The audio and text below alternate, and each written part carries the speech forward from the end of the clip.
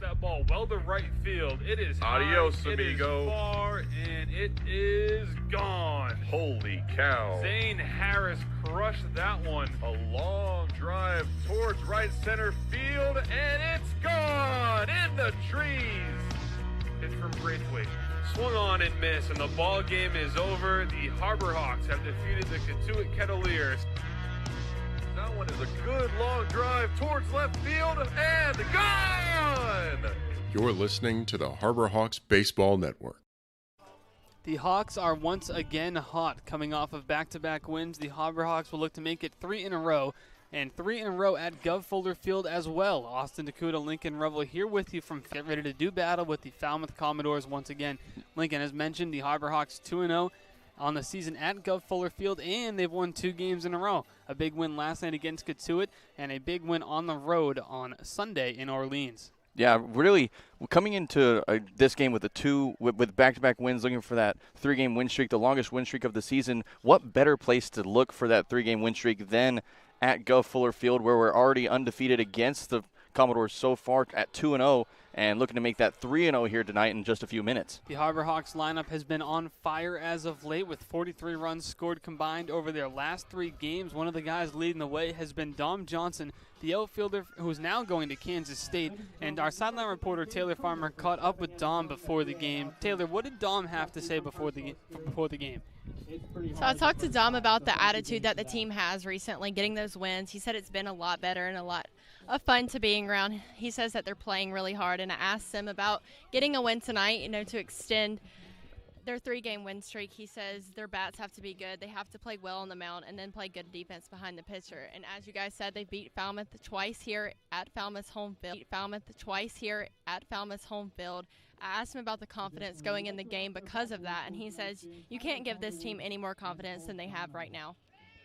The Harbor Hawks are definitely in a good spot, starting to play some better baseball as of late. 5-3 in their last 8 games. And Lincoln, let's take a look at who is in the Harbor Hawks starting 9 tonight. Yeah, starting off for the Harbor Hawks is going to be Clark Elliott, who has been absolutely on fire in that leadoff spot so far. He'll be playing in center field once again. Dom Johnson will be out in right, batting in the 2-hole, followed by Luke Mann, the third baseman, who had a monster 3-run game-tying home run in that 3rd inning of play yesterday against the Cavaliers. Zane Harris will be in the cleanup spot at first base, followed by Kyle Ball at shortstop. Mitch Hardigan will be in left, followed by Ryan Proto, the 7-hole behind the plate. Caden Rose is going to be in the 8-hole at DH, and Trent Taylor bringing up the rear at second base tonight. He'll be in the 9-hole with Hunter Furtado from the University of Alabama on the mound. And if you were listening to last night's broadcast, Lincoln, you had Hunter Furtado join you for a couple of innings in the booth, along with Cooper McKeon. We saw appearances from Ryan Romano, amongst others, and Hunter, I thought, did a great job at color commentary. Yeah, he did. Hunter and Cooper did a phenomenal job, really. They were on for 2 innings, the 2 most eventful innings, I'll say, as the Harbor Hawks ended up scoring 11 runs in the span that they were in the booth. And like I said, they did a fantastic job, and they were saying that if after their baseball careers, they might consider a future in the broadcasting field, because they had such a fun time last night. Well, I think they'd fit in very nicely behind the mic, but for now they're worried about doing battle with the Commodores on the field tonight. Let's take a look at the Commodore defensive alignment before they get ready to fire the first pitch tonight. On the mound is Antoine Jean, a left-handed pitcher from Alabama. He has begun his warm-up pitches as he fires to the catcher, Jonathan French. At third base tonight is Michael Curiali. At short is Hartford. At second base is Cody Colden. At first is Chris Armstrong. In left is Anthony Hall. In center, Luke Boyers. And in right, Jace Borfin. We've seen a few of these names before, especially the outfield combo of Hall, Boyers, and Borfin. Really the backbone of this Commodore team. Yeah, we've seen another standout player that's in the starting 9 is going to be Jonathan French in the 8-hole. He's caught against us many a time, and he's had quite a dangerous bat in the times that we've played the Commodores. First pitch just moments away as John takes his few warm-up tosses on the mound. The Commodores are in their home white uniforms with Falmouth in maroon letters, and a lot of the players, almost all of them, with maroon socks. As you can see, their pants pulled up to the knee. A beautiful night for baseball, Lincoln. It's not too hot under the tent here in the broadcast section, and definitely not cold at all. Yeah, definitely not. The game time conditions here as of now, just for first pitch, 79 degrees here, although that probably takes away 4 or 5 degrees underneath the tent here. Very nice and cool. Windy day as it's wind out of the southwest at 13 miles an hour. 61% humidity, so it's also not as humid as it usually is here. We've seen some days, especially back in Hyannis, where it's been up in the 90s in humidity at some point. 98, I believe I saw it at one point this season. John finishes up his warm-up tosses, which will bring up the Harbor Hawks leadoff man, Clark Elliott, who once again starts in center field. Comes into this at-bat with a .381 batting average, a .500 on-base percentage, and an OPS of .992.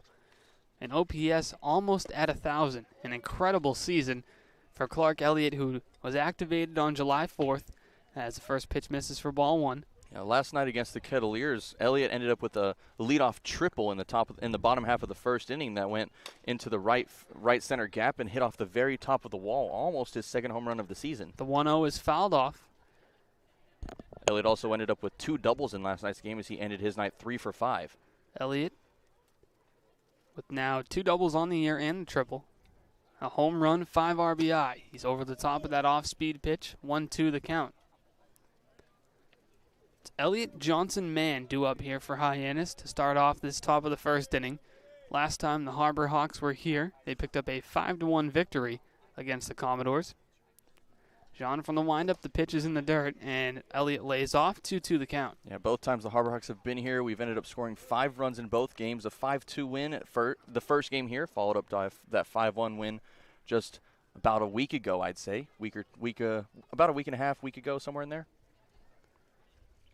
Count is 2-2 as John winds up and fires. That one is skied to center field into the left center field gap. Boyers is on the run. He's going to make the catch for out number 1. It's a good, strong fly ball there from Elliott to start us off, and he made Boyers work for it. He ended up having to stride out to be able to grab that ball. Almost a full sprint from him, but he was able to make the grab, and a good, strong out to start the game from the Commodores, but a good hit for Elliott. With 1 away, that brings up Dom Johnson, who has made a home for himself in the 2 spot in the Harbor Hawks lineup. Once again there and playing right field. Johnson batting .253 on the season with a .343 on base percentage. He shows a bunt but comes up empty, 0-1. Johnson with 3 doubles, 2 triples, 2 homers on the season, 7 extra base hits, and 11 RBI. He's got a good power swing. As the 0-1 from Jean is on its way in a moment. As he winds up, the lefty fires, misses the zone, 1-1 the count, evens up.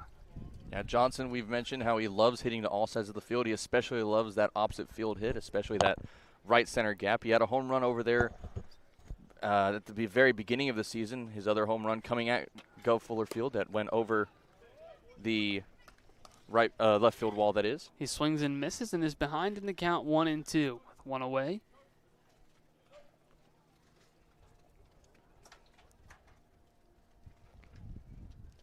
The windup and the pitch. Cut on and miss, foul tipped, hung on to by the catcher French, and Johnson's down swinging for out number 2. Good, strong 2 outs here. A hefty swing from Johnson. He made contact with it, but just not enough to make some solid contact there as he goes down with a strikeout. That'll bring up Luke Mann, one of the best hitters in the Cape Cod Baseball League. .268 average, .362 on base percentage. 4 homers, 23 RBI, which is good for 4th in the Cape and runs batted in. One of the most talented hitters. Swings at the first pitch and pops it foul, 0-1 in Lincoln. He had a massive 3-run home run last night. Yeah, he did. That home run coming up as a really just a difference maker that tied up the game at 3 in the bottom of the 3rd inning. He also had a double and got hit by a pitch, so he reached base 3 times in a 2-for-4 night. The 0-1 is in the dirt, 1-1 the count, evens up to the Missouri standout. And really that 3-run home run helped spark a 6-run 3rd inning that really propelled the Harbor Hawks to that 15-5 win that we saw last night. The 1-1 is a jam shot to left field. Hall moving towards the line, and he'll make the catch as he reaches up near the foul line for out number 3. So Hyannis goes down in order in the top of the 1st. The Commodores come up to bat when we return on the Harbor Hawks Baseball Network.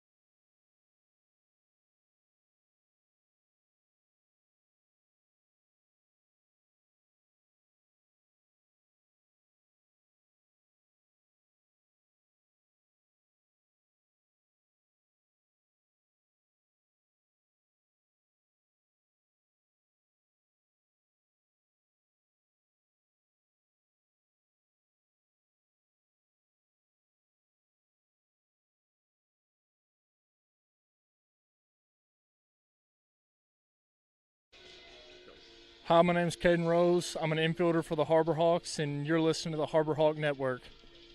The bottom of the first inning just moments away as Falmouth gets ready to come to the plate. It's Cody Colden, the second baseman, to lead it off, followed by Casey Harford, the shortstop. Batting third is Jace Borfin, the right fielder. And the cleanup spot for Falmouth is Chris Armstrong, the first baseman. Batting fifth, Taylor Smith, the DH. Batting sixth, Anthony Hall, the left fielder. Michael Curiali, the third baseman, is batting seventh tonight. The catcher, Jonathan French, in the eighth spot. And Luke Boyer, the center fielder, batting 9 as the first pitch of the night from Hunter Furtado misses for a ball, 1-0. And going around that defensive alignment from left to right here, again, Ryan Proto behind the dish with Furtado on the mound. The two parts of the battery for the Harbor Hawks here. At third base is Luke Mann, Kyle Ball over at short, Trent Taylor at second, and Zane Harris is at first. Ball 2. And going from left to right in the outfield is going to be Mitch Hardigan in left, Clark Elliott out in center field, and Dom Johnson will be out in right field for the Harbor Hawks tonight. We've seen this alignment a lot recently, Lincoln. Seen Taylor at second a few nights in a row. Ryan Romano out with a minor injury. He's okay. Mm-hmm. Everything should be fine, but he's out for the time being. Yeah, he said he should be back within a couple of days tops. So Taylor has made a home for himself at second base. Zane Harris and Nick Romano alternate at first base with a little bit of Mason Greer.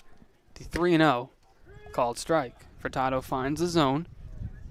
Yeah, I will say Trent Taylor, who started off as an outfielder for the Harbor Hawks, he's really settled into that second base spot and very nicely. And he's been doing a great job there the past couple of games. He's been a very big addition down the stretch with a couple of injuries for Hyannis. The 3-1. Misses for ball 4, so Colden draws a leadoff walk, and Falmouth is in business early. Yeah, really going back to Trent Taylor he's really added, like you said, he's added a lot of stuff to the Harbor Hawks lineup, including a lot of speed on the base path. We saw in one of his first games, he actually ended up stealing 2 bases coming into score a run, and I believe it was our walk-off game against the Wareham Gatemen. It was. He's been a key on the base passes. That one's grounded to short. A high hop on ball. He recovers and throws to second for 1. On to first, not in time. But Harford swings up the first pitch, and Kyle Ball makes a play on it. 6-4 on the putout, which puts a runner at first with 1 away. Well, it's not the 2 outs that we would have liked on that 6-4-3 double play attempt, but they got the lead runner out, so they did the job that they wanted to get, and it's good that we got at least 1 out in that play. That'll bring up Jace Borfin, the right fielder who carries a heavy bat. Seen him a few times. First pitch breaking ball called strike. Nice pitch by Furtado. He can locate that breaking ball almost as well as his fastball for strikes. Count 0-1 to Borfin.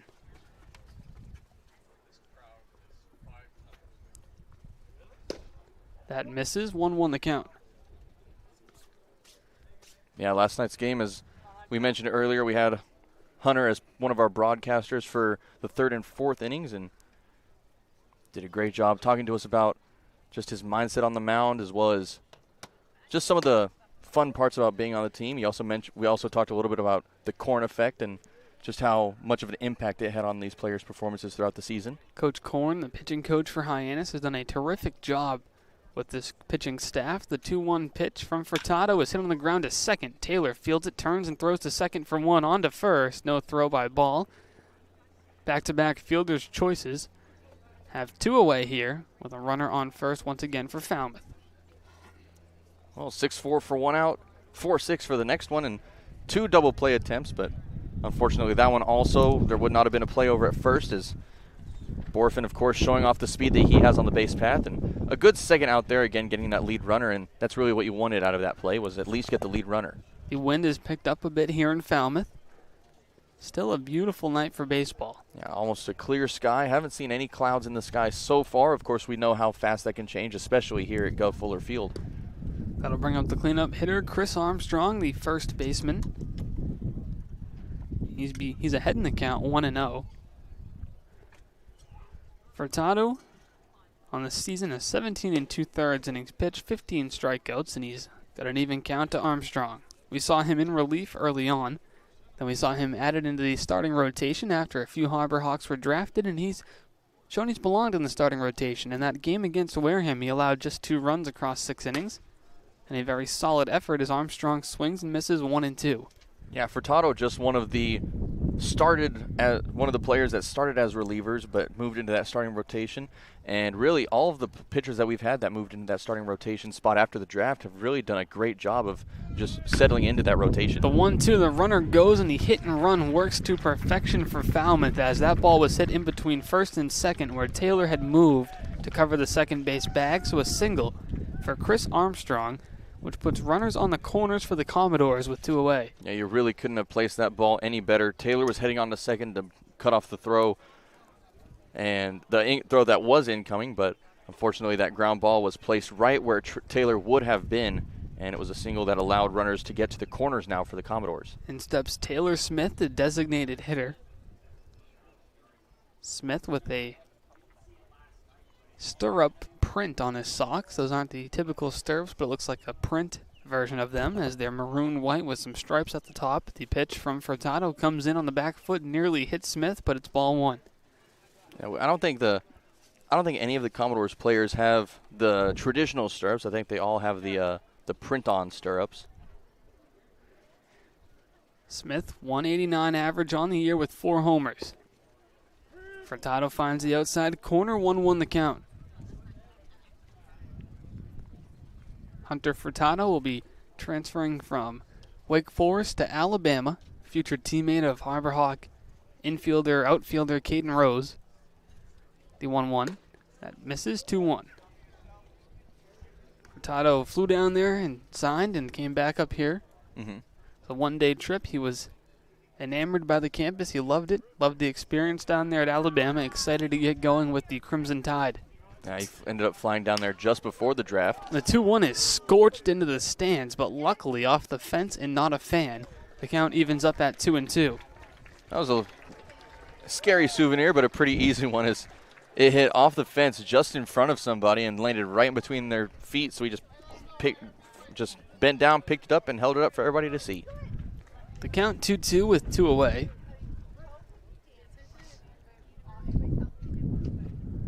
And evidently that one misses for a ball. 3-2 the count. Oh, I thought they were going to take the souvenir away from him. Yeah, I really did. Yeah, there was one of the interns came up and was just talking to him. I guess they were sure just, he's all right. Yeah, I guess just saying like, "Hey, great catch there." But the count is full, 3-2, 2 away. Armstrong will be off on the pitch from first base. The 3-2, that one. Flown to right center field, more towards right. It's Johnson reaching up, making the grab to end the inning as Furtado works himself out of trouble. The Commodores strand 2. We head to the second. Still tied at 0 on the Harbor Hawks baseball.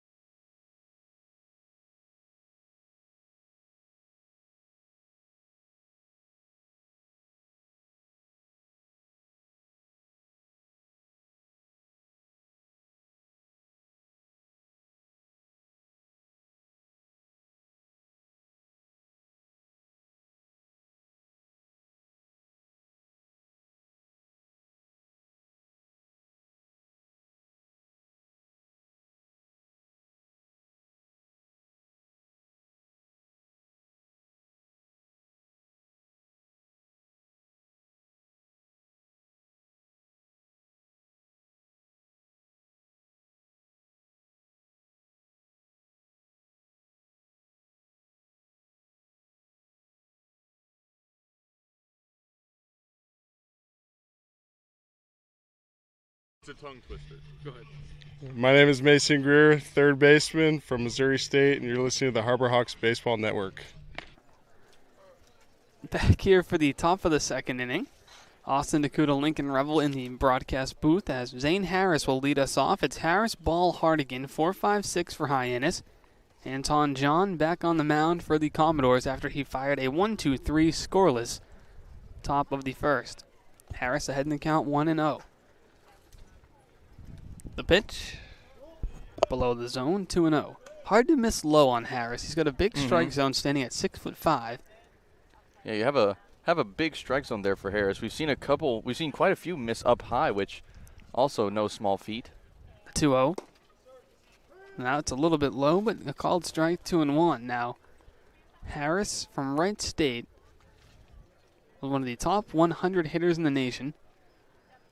With 5 homers, 55 RBI on the year, he was a run-producing machine. That one's chopped in front of the plate. John moves to his left, flips on to first, out number 1. 1-3 on the putout as Harris grounds back to the pitcher.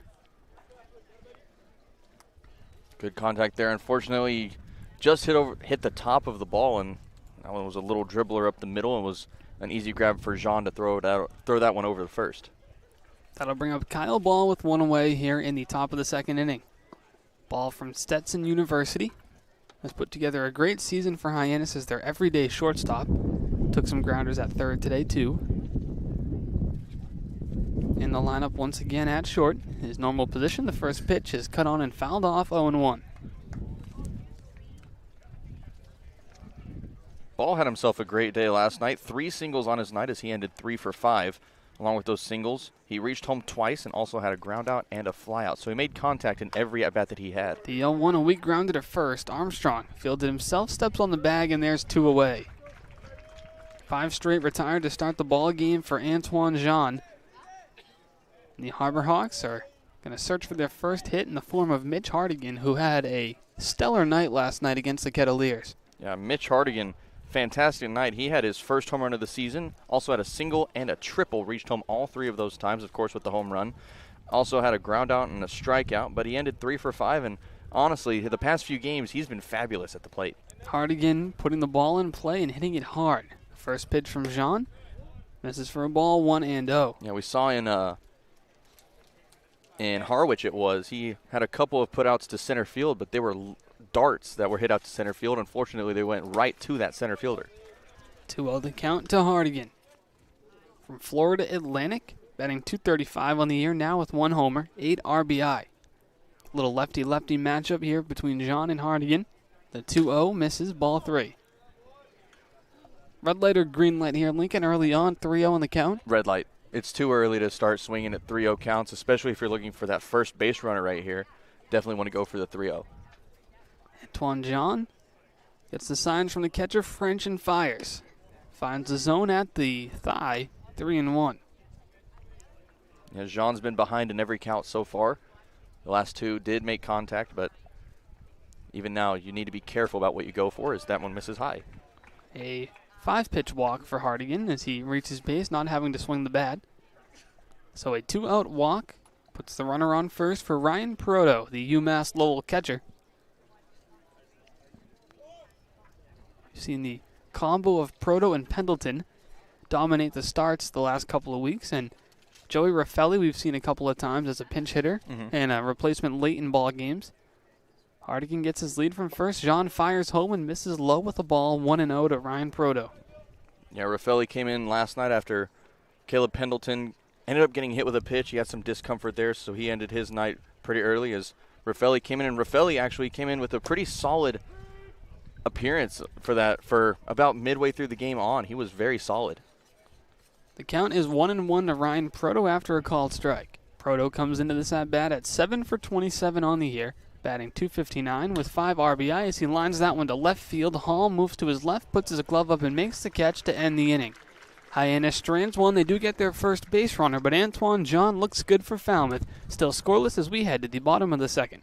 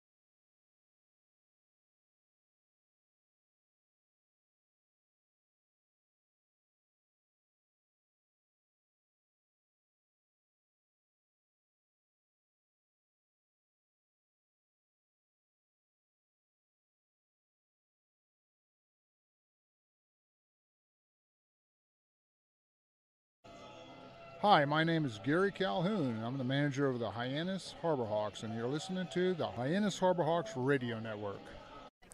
Hunter Furtado toes the rubber for his second inning of work from Falmouth. Austin, DeCouta, Lincoln, Revill here with you at Guv Fuller Field, located just behind the Falmouth Police Department, as Furtado comes in with a first pitch fastball that hits Hall on the shoulder, so he'll reach with a hit by pitch as he a little unhappily throws his arm guard off and heads to first base. So one pitch, and there's a base runner for Falmouth. Yeah, I wouldn't really be a very happy camper either if I got a fastball from Furtado up and in on the shoulder. Just a uncomfortable pitch to get hit by, but he finds base freely, and he's the first base runner for the Commodores here in the second. That brings up Michael Curiali, who finds himself at third base tonight. We've seen him in a few different positions for Falmouth. Second base in the outfield as well. The first pitch to Curiali is popped foul. That's going to drift out of play off towards the lawn chairs located on the hill, and it drops safely without any incident for strike one. 0-1 the count to Curiali. Austin, DeCouta, Lincoln, Revill here with you in the booth as Furtado looks to erase that first base runner of the inning. This account is 1-1 after that fastball misses. Now, Curiali had a pretty uneventful set of at-bats the last time we were at Guv Fuller Field. Ended 0 for 3 with a strikeout and 2 groundouts. The 1-1. That misses. 2-1 the count.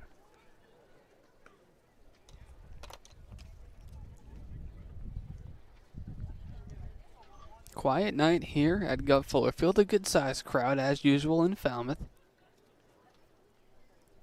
The 2-1, cut on and miss as the helmet pops off of Curiali and the head pops out. It's 2-2. Yeah, like you said, a good crowd here. Everybody always vulnerable to the foul balls. There's not very much fencing around, and a lot of people all the way down that first base line. People lying down the third base side as well. The 2-2 to Curiali. Runner goes. He hits that one on the ground to third. It's going to stay fair. Man has a tough play to make, and it's going to pull Harris off the bag. Oh, sorry. I'm so sorry. Yeah, that was a really tough play to make for Mann. He was right on the line. It was a long throw. Had to make it off balance across his body. And just a really, really tough play. Good effort there from Harris, diving for it, trying to keep his foot on the bag, but he just got taken off at the last second. It's ruled an infield hit. I think Curiali may have been close to safe even if the throw was there. Would have been a tough play. Man had to make it on the run to get a speedy runner. First pitch to French is flown foul. Off towards the fans and lands for strike one. Yeah, on that hit, even if it was a close play and Harris was able to stay on the bag, I feel like that would have been a hit. That wasn't really, it's not really a routine play when you have to make it the throw on the run and across your body. Almost a Jeter style play, or maybe a Nolan Arenado. Arenado, yeah. Machado, a couple of the third basemen who just make throws on the run pretty regularly. Sirens fly around here at Guv Fuller Field as we're just behind the police station in Falmouth. Yeah, I hope everyone's okay. The 0-1 to Jonathan French. It's on its way. Hard liner up the middle. Ball at short, flips on to second for one. The throw is no throw as Taylor couldn't hang on. So now at safe at second will be Curiali. Would have been out, but the throw cannot be hung on to. It's an E4 on Taylor, which puts French on first and loads the bases for Falmouth. Yeah, it's a really good opportunity here for the Commodores. Bases are loaded, nobody's out. Luke Boyer's at the plate, so the top of your lineup is right after this batter. This is going to be a really important at-bat here for both teams.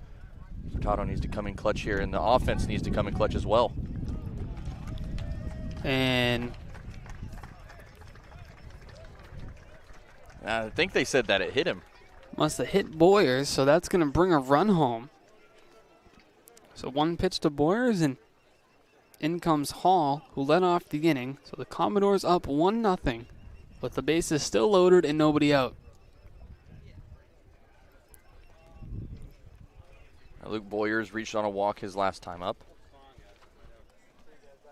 Needing a first out very badly here.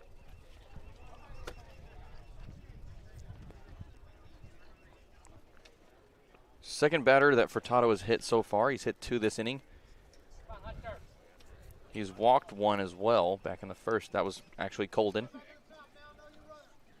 Furtado looking to work his way out of danger. Nobody out, bases loaded for Cody Colden.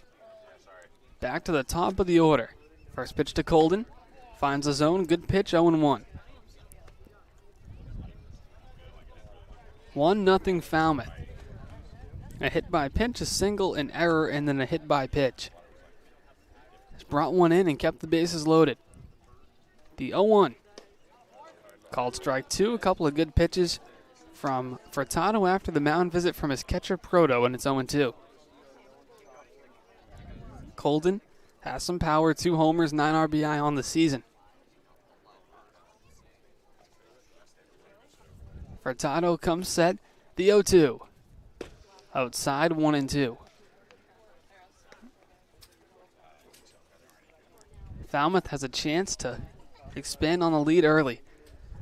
The 2 times the Harbor Hawks have been here to Guv Fuller Field, and they've won both. They were up early in the ball game. That was the key. 4 runs in the first time, and 2 runs in the second. That one slapped to second base. Taylor makes a leaping grab. Nice play by Trent Taylor to save a run. And there's a big out number 1 for the Harbor Hawks. Yeah, if that would have gotten past Taylor, that would have scored at least 1, possibly 2. We've seen some speed from French in these past couple of games, but good job there from Taylor leaping up to make that grab for that first out. And now the defense can take a little bit of a breath as we just need a conventional double play with bases loaded. All bases are hot, so a lot of chances for that for those last 2 outs. Here comes Casey Harford, who grounded into a fielder's choice. Hit that one to short.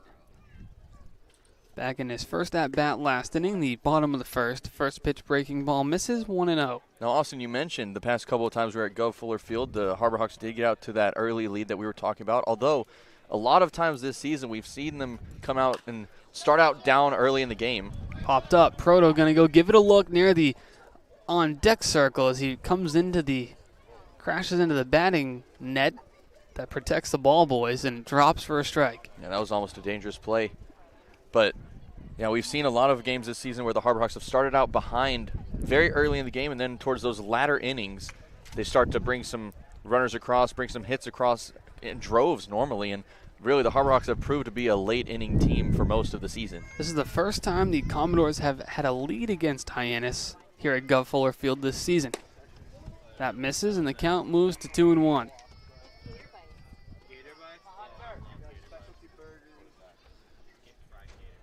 Furtado looks in, gets the signs from Proto. He comes set and fires the 2-1. Nice breaking ball. Gets him reaching for strike 2. Beautiful breaking ball there. Good count now. 2-2, needing that second out very badly here. Furtado looks in and gets the signs from Proto. The 2-2. Breaking ball hit up the middle on a line. It's through for a base hit.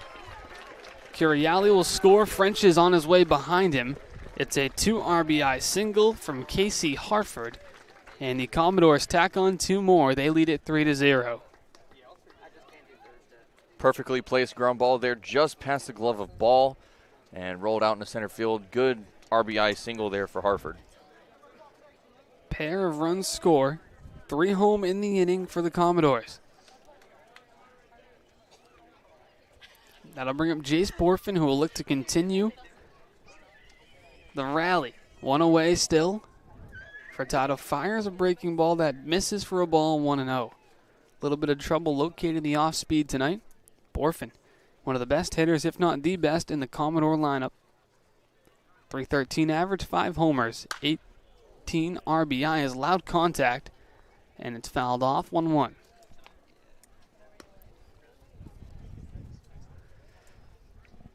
One with 1 away. Double play is still in order. At Lincoln, we've seen the Harbor Hawks come down from much greater deficits than 3. Oh, yeah. So don't count them out yet. It's just very early in this ball game as Furtado steps off, and it looked like Boyers was going to steal on the pitch, but he got him to go back. Yeah, remember last night against the Kettleers, actually, we were down 3-0, and after the top of the third, then in the bottom of the third, we had quite an eventful inning as Luke Mann started us off with a 3-run home run to tie it, and then ended up scoring 6 runs in that first inning. Borfin fouls that off. It's 1-2, and against Harwich, I mean, those games were football contests. Yes, they were. We scored. We're down, what was it? 18-6. We made that game an 18-16 game. Came back, scored 10 unanswered. Furtado steps off again. As the runners will walk back to their respective bases, it's Boyers on second, Harford on first with one away. 1-2 the count. Furtado gets the signs from Proto and fires a breaking ball. He got Borfin reaching a good pitch. A big out number 2 for the Harbor Hawks. Great strikeout there from Furtado, his first strikeout of the game, and a beautiful breaking ball there to finish him.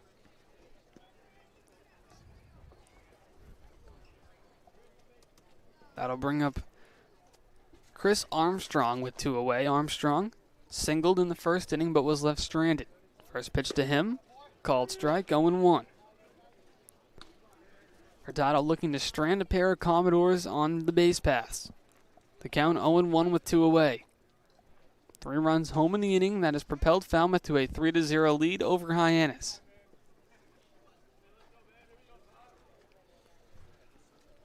Furtado comes set, the 0-1 on its way. Hard liner to second. Taylor picks it on a hop, throws to first in time. The inning is over, so Falmouth strikes for 3. They lead Hyannis 3-0 on the Harbor Hawks Baseball Network.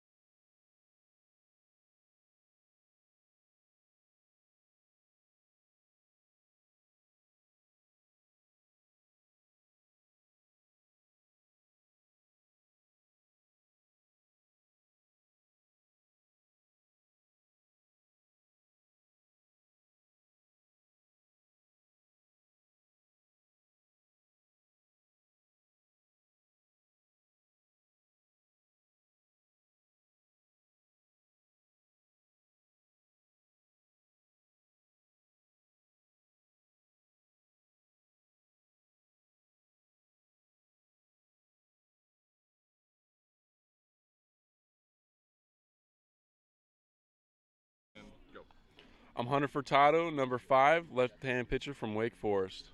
I'm Austin Wallace, number 18, left-handed pitcher from the University of Texas. And you're listening to the Harbor Hawks Baseball Network. Caden Rose digs in to lead us off as he swings out the first pitch and fouls it off 0-1. Top of the 3rd inning, Austin DeCouta, Lincoln Revill here with you in the broadcast section, I guess. Yeah, not really a booth. I mean, I guess with the tarp, it kind of, or with the little awning that we have, it kind of makes it more like a booth. Yeah, we'll just call it a booth. The 0-1 a called strike, 0-2 to Caden Rose. Rose, the Alabama baseball player. He doesn't have a position, he says, so just go with baseball player. We've seen him at short, second, center field, right field. The 0-2 cut on and missed, but he did get a piece and fouls it off. He'll stay alive, 0-2. Yeah, you gotta love a good old-fashioned utility player, someone that really they're not confined to one position. They can put you can put them anywhere that they need to be or where you need them to be. Caden Rose, an everyday player, as a quick pitch misses, 1-2.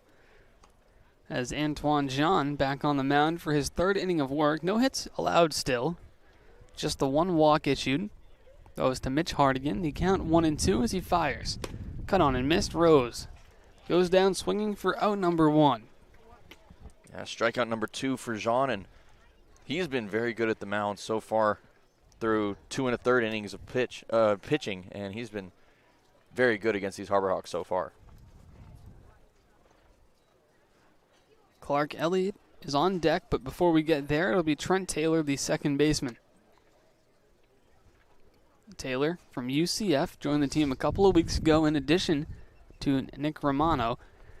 The duo was actually in attendance as that one's fouled off by Taylor. Tried to drop a bunt. The duo of Taylor and Romano were in attendance the last time the Harbor Hawks were here, just taking in the ball game. They joined the team the next day. They were with the Pittsfield Suns of the FCBL before making the drive over here to Cape Cod. The 0-1. That one's hit on a line to short. Picked on a hop by Harford. The throw to first is in time. Nice play by Casey Harford, who retires Trent Taylor for out number 2. Well, Jean's retired 8 of the 9 that he's faced so far, along with the Commodores defense, and they've been on fire so far in this game. No hitter going so far for Jean, and Harbor Hawks looking to break that here.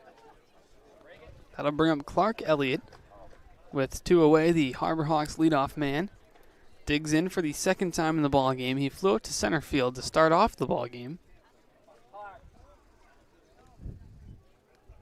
First pitch to Elliott misses for a ball, 1-0. Yeah, Clark had a strong fly ball out there to center field. Unfortunately, Boyers was able to make that one in his stride for that first out. A good out from him. 1-0, misses 2-0. As mentioned earlier, Elliott came into the ball game with a 500 OBP. That was helped thanks in part to him reaching 7 times in 7 plate appearances against Harwich. Yeah, he broke a couple of records in that Harwich game.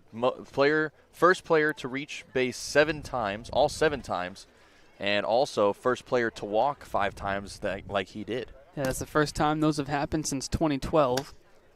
Since Point Streak started keeping track of the Cape stats, so it may have been done before 2012 as well. Maybe. Have only seen it a couple of times.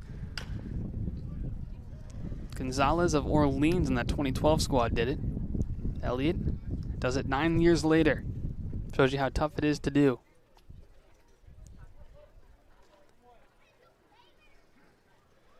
Also, you might notice 2 balls, 2 strikes, and 2 outs. The hat is quiet. It's been quiet the past couple of games. That's a good sign. The 2-2 misses full count, 3-2. Yeah, the hat has gone into full retirement for the time being. It may just be a Texas thing. It might just be, yeah. The weather up here is different, so the hat doesn't work. Okay.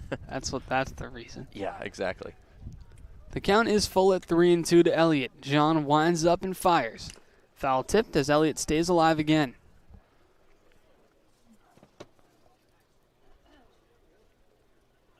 Clark Elliott from Michigan is one of the leaders of that team. An OBP at 400 for Michigan. He was also tied for the team lead in stolen bases. Leads Harbor Hawks in stolen bases as well. A true 5-tool outfielder. The 3-2.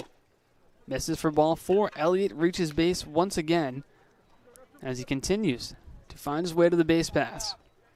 You have Elliott, one of the players, probably the perfect player to have in that leadoff spot. He's been in that leadoff spot for quite a while now, and it's easy to see why. He's finding ways to get on base, sporting that 500 OBP, and he's been fantastic at the plate ever since he joined the roster for the Harbor Hawks.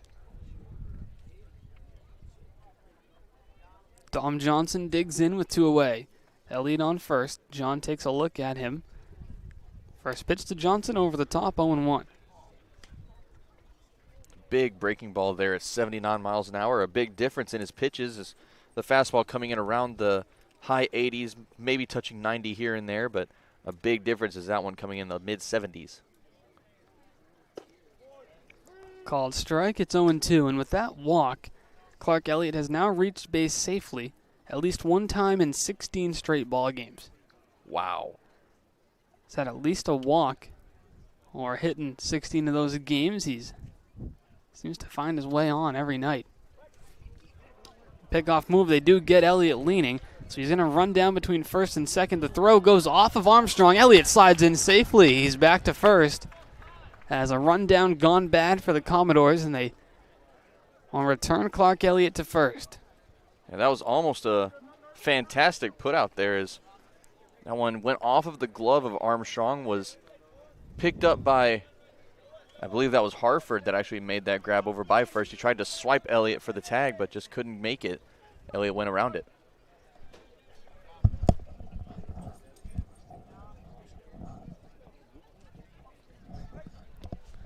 Now they're going to go with another pickoff move. Just wanting to make sure that Elliott doesn't want to steal there. We've seen him steal plenty of times this season. He has a perfect streak so far, has not been caught yet. The 0-2 to Dom Johnson, misses 1-2. Elliott 7 for 7 on stolen bases on the year. So when he gets on base, which seems to be every game, and he decides to run, he's also good at that. The 1-2 to Dom Johnson. Misses low, 2-2. A good battle here by Dom Johnson to work his way back into the count. A couple of hawks flying above the field, or gulls. The Harbor Hawks have flown from McKeon Park here to Falmouth. Hey, that's got to be a good sign, right? Count is full after that one misses. 3-2, 2 outs. So with the full count and 2 away, Elliott will be off on the pitch, which helps out the Harbor Hawks because with that speed, Dom Johnson can hit a ball hard somewhere into the gap. Elliott's almost certainly scoring. Antoine Jean comes set, stares down Elliott at first and fires. That one misses, ball 4. A pair of 2-out walks for Hyannis bring the tying run up to the plate, down 3-0. This sounds familiar. And here comes Luke Mann. Here we go.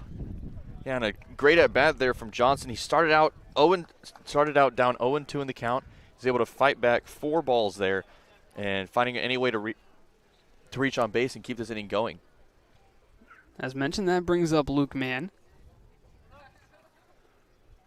He has reached base safely in his last 6 ball games, really swinging the bat well. That one, a called strike on the breaking ball. 0-1, he's had an RBI, at least one, in his last 3 ball games. 4 against DeCouta last night, 2 against Harwich, and 1 against Wareham last week. He's had a couple of days off in the mix. Jean comes set, the 0-1. Breaking ball, called strike 2, and Mann is behind in the count. That breaking ball is really working for Jean. He's able to throw that anywhere he can for a strike, and it's just really been tough to hit. Luke Mann looking to put something on the board here. Make some contact and maybe drive in a run. Elliott on second, Johnson on first. The 0-2 is a grounder to second. Goes the short way to short as Hartford dubs on the bag to end the inning. Cody Colden was able to make the play, and the Harbor Hawks strand 2. We head to the bottom of the 3rd. From Falmouth, back in a moment on the Harbor Hawks Baseball Network.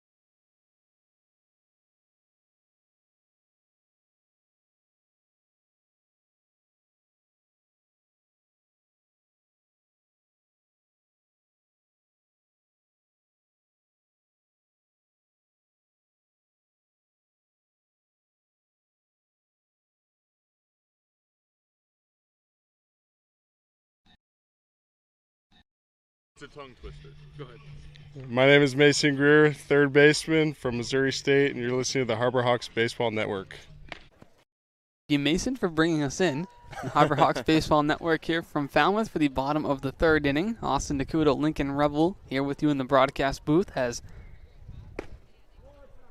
first pitch in is a called strike to Taylor Smith, the designated hitter.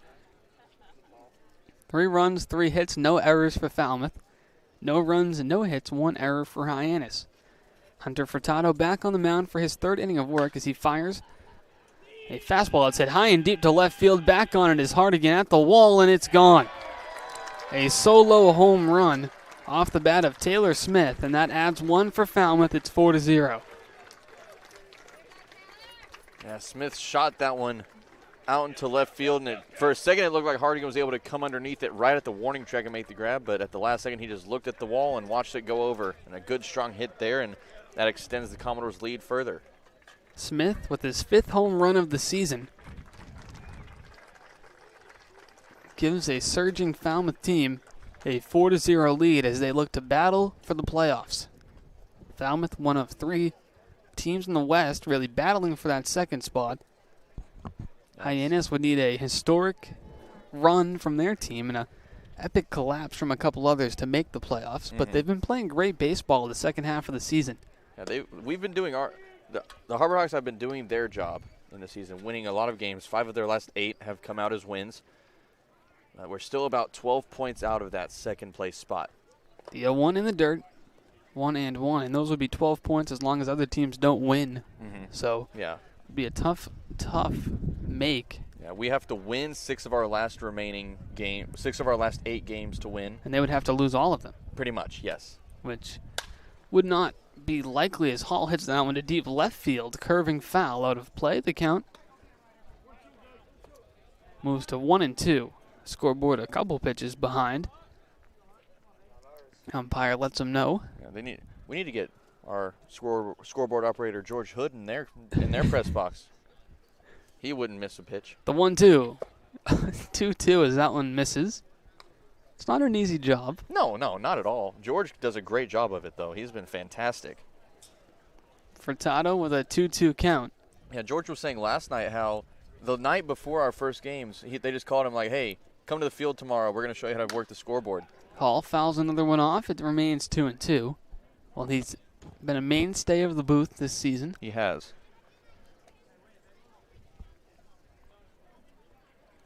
Furtado with a 2-2 count to Anthony Hall, who has some power himself with 2 homers and 8 RBI on the year. Hall started off that second inning rally by reaching on a hit by pitch. The 2-2 fouled off again. Yeah, all 4 runs for the Commodores have come through about the 6 through 8 hitters, pretty much. Now 5 through 8 that would be, because Taylor Smith, Anthony Hall, Michael Curiali, and Jonathan French all scored in a row now after Smith's home run. The 2-2 to Hall. Breaking ball that missed 2 highs. It started at the eyes and ended up at the letters. Full count, 3-2.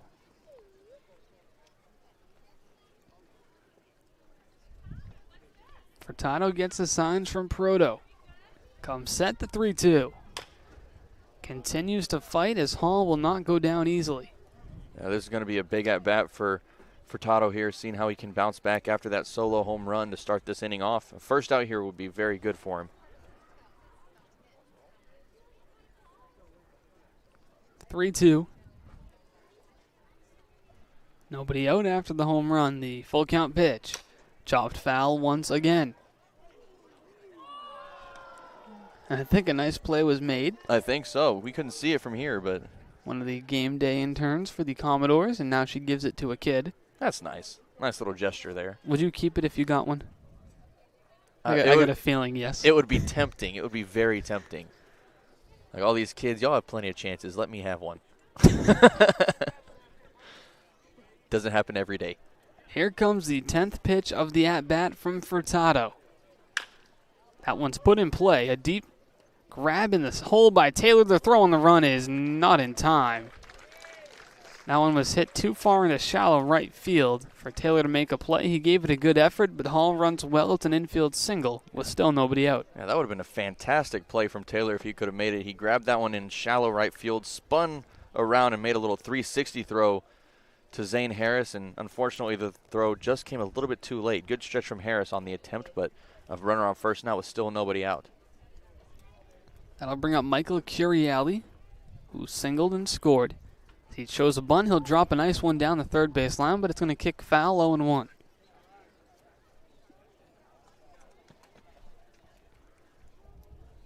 Now, I will say, going back to the little foul ball conversation we had a couple of minutes ago, I will say that from Guv Fuller Field, there is a lot less of a chance for a foul ball here, as you've got the police department down the first base side, and then you have trees aplenty down the third base side and a fence that you couldn't get through, except for a little rabbit hole behind us here in the table if you so dare. The 0-1 a pickoff move to first, but a better chance for you to get one, Lincoln, if you want one, because there's no netting right above us today. That is true. So a little fly ball over the small chain link fence in front of us, and you might be in business. If we get one over here by us, and y'all hearing this game hear a little clank of my headset, y'all know what's going on. Counting is 0-2. Lincoln here to get himself a souvenir before the year ends. I've already got the bat from Falmouth, so I don't need one of those anymore. It'd be nice to have a little other end of the spectrum with the baseball. The mini bat collection for Lincoln almost complete as the 0-2 is swung on. The runner goes. So a strikeout, but a stolen base for Hall. So that puts a runner on second with now one away. Yeah, good pitch there from Furtado for that first out. Good strikeout. Unfortunately, Proto tried to get up and go to second a little too fast there as he tried to get his glove away from the ball before he had the ball fully in his glove, so it ended up making contact and falling right out. One away. That'll bring up Jonathan French, the catcher, who reached on an error and scored in the second. First pitch to French, fly ball. Right field, Johnson. Moving under it, Hall's going to tag at second. The long throw by Johnson goes to second base. A one pitch fly out for French, which brings it to 2 away with a runner on to third. Yeah, French really did his job there. He got it far enough out. Good catch there from Johnson, but unfortunately he doesn't have enough gas in that arm to make the throw all the way from the fence while French was making his way just 90 feet further. Would have been a very impressive throw if he could have made it. In steps Luke Boyers, first pitch called strike, 0-1. Boyers was hit by a pitch, but stranded at second base in the second. The 0-1. Hard hit grounder, but foul down the third base line, 0-2. Half the field covered in shade here in Falmouth as the sun begins its descent. Left field in shade and much of the infield, but center and right have mostly sun. The 0-2. Chopper down the third baseline, going to be a tough play by Mann. The throw. Not in time. A high chopper allows Luke Boyers to beat it out. So it's an RBI infield single, which adds one more. Falmouth leads it 5-0. Yeah, it could have been a good play for Luke Mann. Unfortunately, he didn't have control of the ball when he first got it, so he had to take that extra hop, and that extra half second allowed Boyers to reach base safely by about a half a step. A very good play from him. Good speed on that first base line. 2 away brings us back to the top of the order for Cody Colden for the third time in 3 innings. First pitch misses, 1-0. Colden 0 for 1 with a lineout and a walk.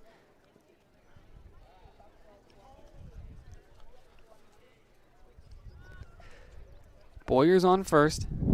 2 away, 2 home in the inning for the Commodores. That one line to right field. Johnson on the run. Makes the catch. The inning is over. So Falmouth adds 2 thanks in part to a solo shot from Taylor Smith as they lead it 5-0. Hyannis looking to respond in the top of the 4th when we return on the Harbor Hawks Baseball Network.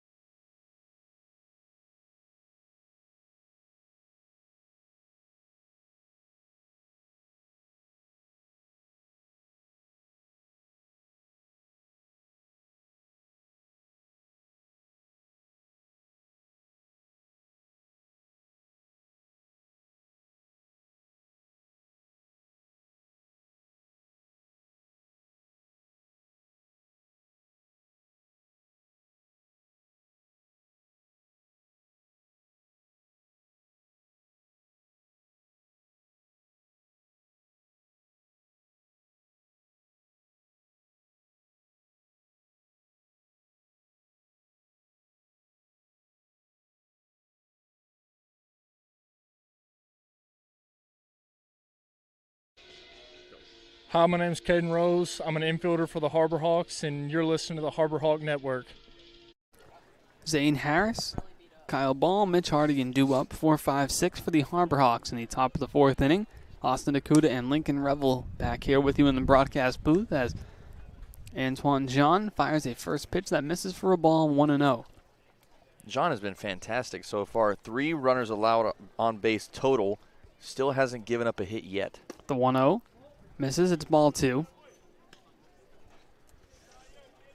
Zane Harris grounded out to the pitcher in the 2nd inning for his only at-bat so far tonight as the lights begin to turn on here at Guv Fuller Field. The 2-0. Called strike, 2-1.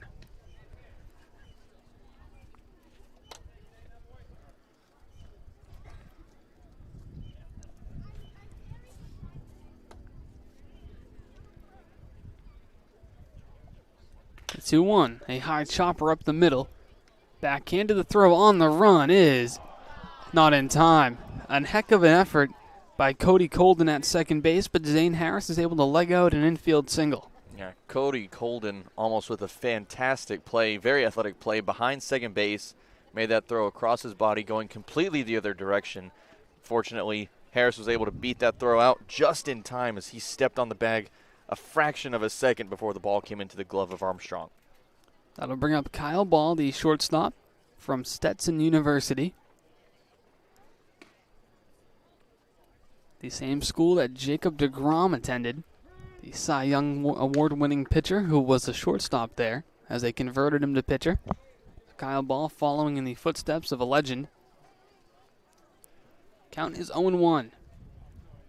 Pitch from Jean. Lined foul. And out of play as it skips up into the stands, 0-2. Now, how about that? You go to college thinking that, oh, you know what, I'm going to make a living as a shortstop, and then you get transferred over to a pitcher and you become the best pitcher in the MLB this season. He's been the best pitcher, I think, the last 3 seasons or so, as that one misses in the dirt. Harris thought about going. He's going to have to retreat to first. 1-2, and whoever decided to convert Jacob deGrom clearly has an eye for talent in terms of pitching. They saw something in him and were able to turn him into a top prospect, a Cy Young Award winner, and one of the best pitchers of this generation. Maybe we'll see something like that from Luke Mann. We've seen Luke Mann. He started out as an infielder, but we've seen him on the mound, and he's been pretty good. Ball scorches that one to left field. It's a fair ball. Zane Harris is on his way from first all the way to third as Kyle Ball pulls up at second with a stand-up double. Good start to the top of the 4th for Hyannis as there are runners on second and third with still nobody out. Yeah, 2 runners up, 2 on base now for the Harbor Hawks. Still no outs as Mitch Hardigan comes up. We know he's had a heavy bat in the past few games. Big chance for some RBI here for him. Hardigan walked in his only plate appearance tonight. That was in the top of the 2nd inning.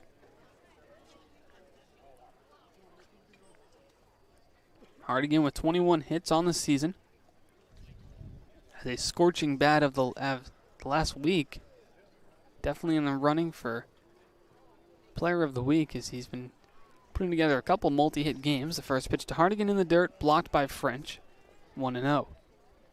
Yeah, he's been good at the plate, good in the field, a very solid left fielder for the Harbor Hawks, and overall he's just been having a good season, especially in the past few weeks. Antoine Jean gets the signs from Jonathan French, the Clemson catcher, decked out in the Clemson purple and orange gear.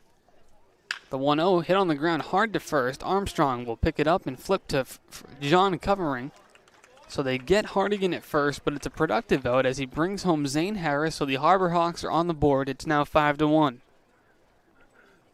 I'd say Hardigan did his job there. He hit that one over opposite field enough for Harris to reach home. He extended the other runner. He extended ball over to third, and an RBI chance now for Ryan Proto after that sacrifice RBI.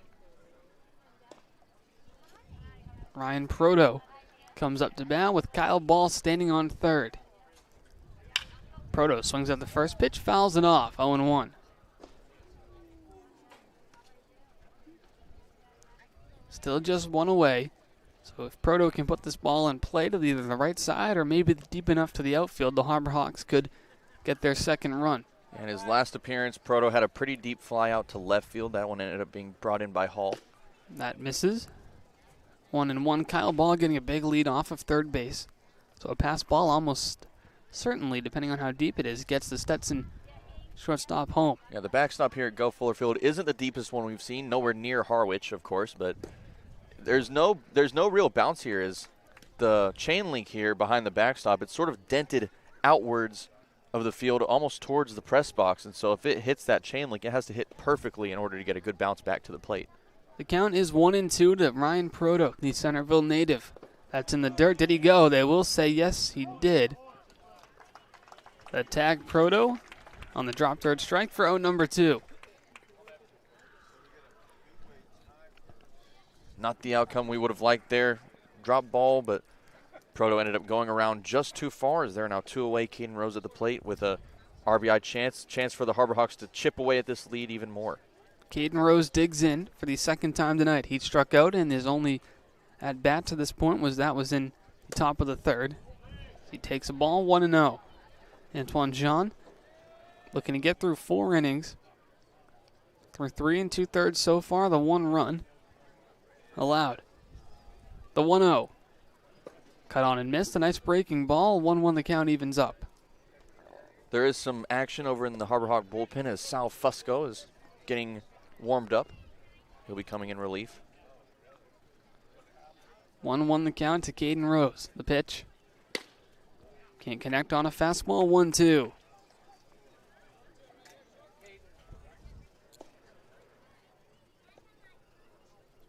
Antoine Jean has been great tonight. Looking to get through the inning. The 1-2. Outside. 2-2 the count evens up. 2-2, 2 away. It's worked so far. Not doing it. Not going for the hat. Your good luck hat is just retired. Yep, I miss it, but it's been working without it, so I'm going to have to go without it for a while. Kyle Ball stands on third base looking to come home. The 2-2. Fouled off. Rose stays alive. A tough pitch, but he's able to fight it off and live another day.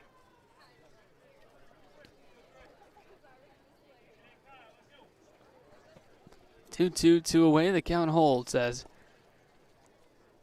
Caden Rose looks to pick up Kyle Ball.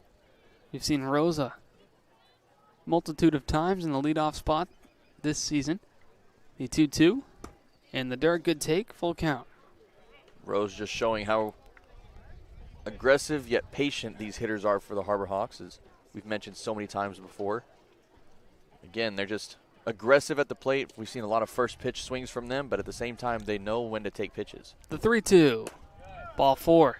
Caden Rose comes back in that count to draw a walk, which puts runners on first and third with 2 away. Trent Taylor now due up. Taylor grounded out to short. In the third inning, he's 0 for 1 on the night. Caden Rose with good speed over at first base. Yeah, he's 5 for 7 on stolen bases this season. What do you think? With 2 away here, do you think we might see him steal second here, or try to steal? It depends, I think, on the situation. Maybe he goes. Depends on the count, I should say. His first pitch to Taylor's a soft liner up the middle. The throw by Colden to second base, not in time.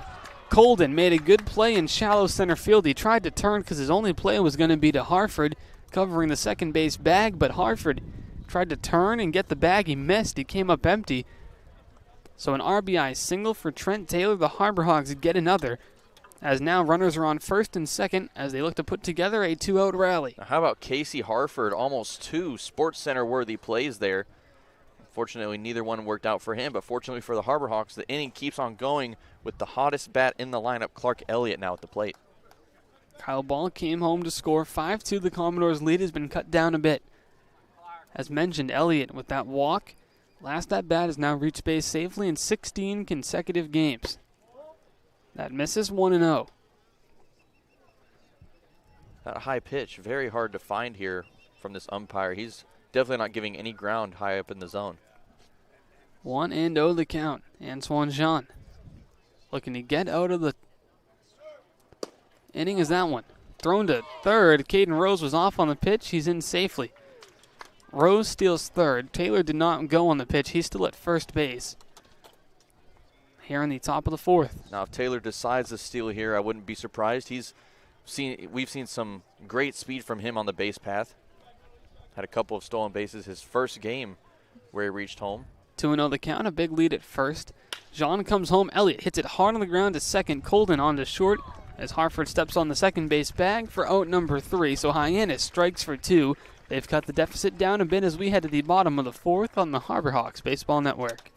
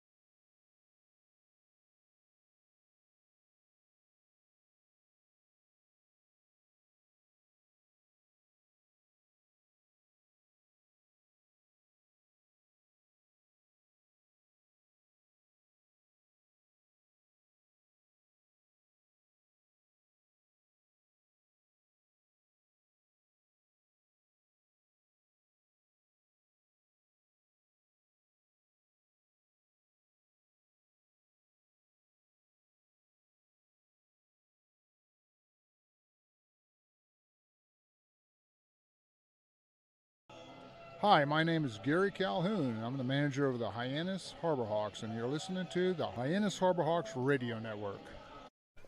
Casey Harford leads us off here in the bottom of the 4th inning. He takes a first pitch ball. It's Harford, Borfin, Armstrong. 2-3-4, the meat of the Falmouth order due up as Hunter Furtado is back on the hill for his 4th inning of work. The count evens up at 1-1. Austin DeCouta, Lincoln Revill here with you in the broadcast booth as that one is swung on. Shallow left field. Hardigan comes on, but it's going to drop for a base hit. A leadoff single for Casey Harford for his second hit of the night. Yeah, that ball was placed perfectly off the bat of Hartford, just over the head of Ball at short, but far enough away from Hardigan to where that could drop safely. And Hardigan was able to get to it before he could get extra bases, but Hartford now with a leadoff single. I'll bring up Jace Borfin. Borfin 0 for 2 on the night, but has some power and definitely one of the best hitters in this lineup with a .313 average with 5 homers coming into the night as that one is rocketed back up the middle towards center field, a base hit. Runners now on first and second after back-to-back singles with nobody out here in the bottom of the 4th. Strong contact there from Borfin. Like you said, he's one of the biggest bats on the Commodores lineup, and he's had a couple of balls in play. He's reached base twice on a fielder's choice and now a single. That'll bring up Chris Armstrong, the first baseman. First pitch to Armstrong. Can't find the zone, 1-0. Fusco back up in the bullpen, getting warmed up here. Probably his last warm-ups before coming in relief. Furtado behind the count, 1-0. Takes a look at second. Fires. Breaking ball misses, 2-0.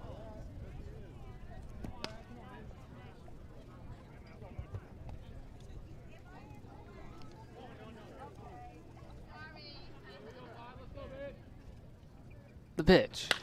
Hard hit grounder in between short and third, a base hit. They're going to send home Hartford. Hardigan will just throw it to Luke Mann, the cutoff man. It's an RBI for Chris Armstrong. Falmouth adds 1. It's 6-2. And the bats keep on going. 3 up and 3 base hits so far, all singles, as that scores another run. RBI for Chris Armstrong, and the Commodores extend their lead, and it looks like we're going to have a pitching change. Here comes manager Gary Calhoun. He does indeed signal towards the Harbor Hawks bullpen down the third base line. A pitching change here from Guv Fuller Field as Hunter Furtado's day comes to an end. We'll be back in a moment at the conclusion of the warm-up tosses here on the Harbor Hawks Baseball Network.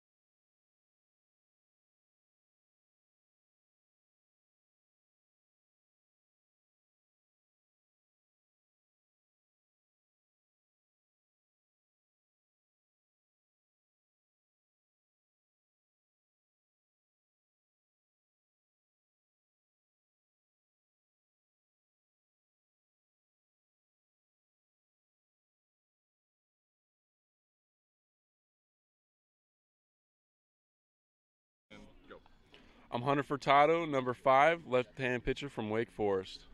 I'm Austin Wallace, number 18, left-handed pitcher from the University of Texas. And you're listening to the Harbor Hawks Baseball Network. New pitcher on the hill for the Harbor Hawks. Sal Fusco will have to work himself out of danger as Furtado leaves runners on first and second with nobody out. Austin, DeCouta, Lincoln, Revill here with you as Taylor Smith digs in. Smith has a solo shot to left field to add a run in the bottom of the third for Falmouth. Big spot for Smith here to add some more. He'll show a bunt. Called strike. We've seen Fusco many times before. Teammates with catcher Ryan Proto at UMass Lowell, so I talked with Ryan about that. He said he's incredibly comfortable catching Sal. He's done it for the past 2 years, so he knows what Sal throws. He knows how to catch him. And he has the trust of Fusco on the mound. The 0-1 on its way. Smith pops it up. Kyle Ball moves into shallow left center field, stumbling back, and he makes the diving catch. He does. Kyle Ball holds on, stumbles to the ground, and it's a big out, number 1 for Hyannis. Well, that was an incredibly difficult play to make from him. He had to he was ranging back. He ended up making that catch behind his head almost, falling back. Just the odds were all against him, and he was able to make that play. A fantastic first out for the Harbor Hawks. And the runners, Borfin and Armstrong, were both standing on their respective bases, so even if that drops, you're likely to get an out still somewhere on the bases. But Ball does it the easy way, even though it was difficult to make the catch, as he catches it in the air for out number 1. A little bit surprised that they didn't call infield fly rule on that one, as if Ball would have let that one fall, it would have been pretty good for at least a double play. Yeah, I don't think he was ever camped under it enough to be infield fly. Hall steps in as that one swung on, fouled off 0-1. It was definitely a borderline into shallow left center, but Ball seemed to stumble retreating back a bit. Maybe they hesitated. Anthony Hall on the night has reached base safely in both plate appearances, a hit by pitch in the second and a single in the third. He also has a stolen base and a run scored. Really stuffing the stat sheet tonight. Called strike on the breaking ball, 0-2. Nice pitch from Fusco. Yeah, we've seen that amazing breaking ball from Fusco so many times this season. It's just monstrous. Is that it starts out on a straight line and then at the last second just takes a sudden dip, and it's a fantastic piece of work. Fusco comes set. The 0-2. Soft liner to second. Ball makes the catch in the air. Not in time as he tried to double up. Borfin diving back safely. So ball does make the catch on the soft liner. The Harbor Hawks infielders think they had him. It was an incredibly close play there. It looked like a bang-bang play as Borfin sliding in and ball stepping on the bag, and unfortunately, ball just got there a fraction of a second late. It does make the catch in the air to retire Hall, so back-to-back pop-ups to shortstop. Have 2 outs in the inning as Sal Fusco is 1 out away from coming out of the bullpen and retiring 3 straight to work himself out of this trouble. He'll have to get by Michael Curiali, who was 1 for 2 on the night with a single and a run scored. The first pitch, breaking ball, blocked by Proto, 1-0.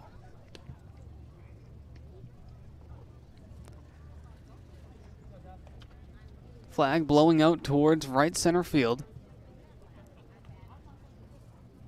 Here at Guv Fuller Field, the Arnie Allen Diamond is where Sal Fusco stands in the middle and plunks Michael Curiali with a fastball off the back, which will load the bases. Third Commodore that's been hit by a pitch tonight. Yeah, that one you could tell was a little bit painful. He ended up taking that one right off the middle of his back, and you could hear the thud from over here. That'll load the bases, and not exactly the man up that the Harbor Hawks would want to see. Jonathan French. He has 2 homers this season against Hyannis. Both of those were at McKeon Park. We'll see what French can do. Sal Fusco. 2 away and the bases loaded. Trying to dance around a dangerous hitter and the Clemson catcher. He comes set from the stretch. Fusco's first pitch. Breaking ball. Ooh. Misses for ball 1. Just barely missed. I guess that might have missed on the inside possibly. That looked like it came across the plate about stomach high. It was a fantastic pitch. Fusco along, looking at the signs from Ryan Proto. Comes set. Takes a look at the runner at third, the 1-0.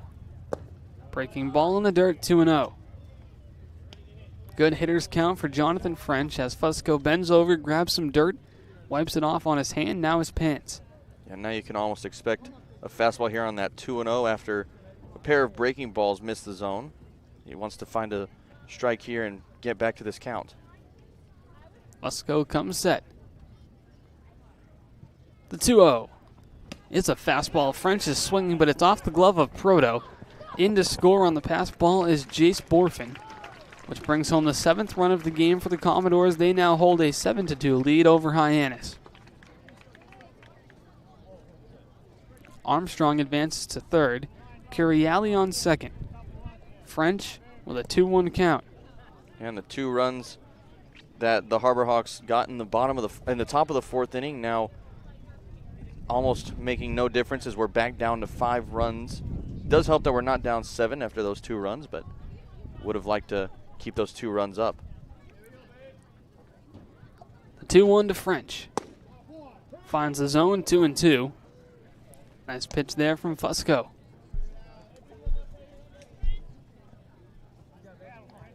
Two away. Big spot here for the Harbor Hawks. Fusco looking to keep them within shouting distance.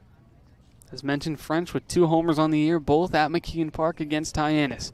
The 2-2 is in the dirt and blocked by Proto, a good stop. That holds the runners where they are with Armstrong at third, Curiali on second. Bottom of the 4th inning, Falmouth scored 3 in the bottom of the 2nd, 2 in the bottom of the 3rd, and 2 here in the bottom of the 4th with 2 more in scoring position. Fusco shakes off the signs from Proto. Now confirms and comes home with the 3-2. He comes set and fires. Fastball misses, and that's going to walk Jonathan French, which once again loads the bases for the Commodores. Just missed with the fastball. Yeah, and situation that you wouldn't like to be in, bases loaded, at least 2 away now, so just need that 1 out. but we have had some games where that third out in an inning has been pretty elusive and hard to get. That brings up Luke Boyers, who's 1 for 1 on the night with an RBI single. He also reached on a hit by pitch. First pitch to Boyers. Slow grounder down the third base line. It's going to go foul, 0-1.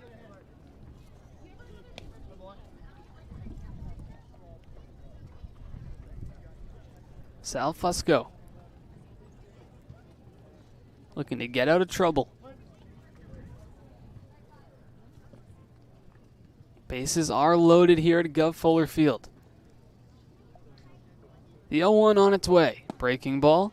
Called strike 2. A good pitch from the UMass Lowell right-handed reliever. 0-2.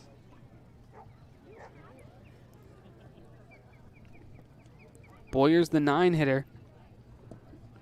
In the order, the 8th man to come to the plate in this inning for the Commodores. The 0-2 on its way. Fouled off. So Luke Boyers will stay alive. Yeah, this is the second time in this game that the Commodores have brought 8 to the plate, as back in the second, Taylor Smith was the only one not to get an at-bat in that second inning. Of course, he came back in the third with that solo shot. 0-2, 2 away. Fusco twists the ball around in his right hand with his glove resting on his left thigh. He comes set from the stretch with the bases loaded, the 0-2. Liner to center field. Elliott on the run. He makes a sliding catch to end the inning. The Commodores leave the bases loaded as Fusco works out of trouble to avoid further damage. 2 runs do come home, so Falmouth has reclaimed a 5-run lead. They lead at 7-2 as we head to the 5th on the Harbor Hawks Baseball Network.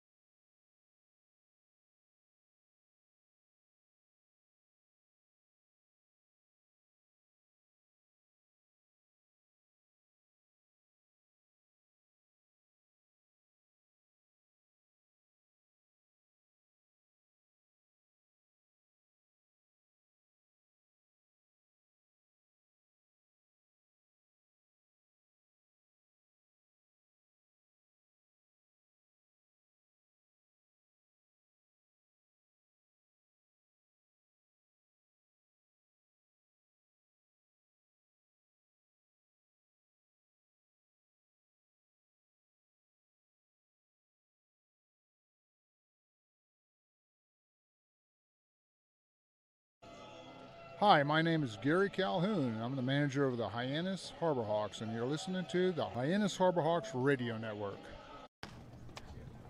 Back here for the top of the 5th inning, Austin DeCouta, Lincoln Revill with you as the Harbor Hawks will look to cut into this lead a little bit. Before we get started, a quick word from Curry College, one of the league sponsors. Curry College, where you go to become anything you want. Curry prepares students to engage in successful careers with learning beyond the classroom. Explore undergraduate programs, NCAA Division III athletics, and continuing education and graduate studies, including 5th-year master's programs at www.curry.edu.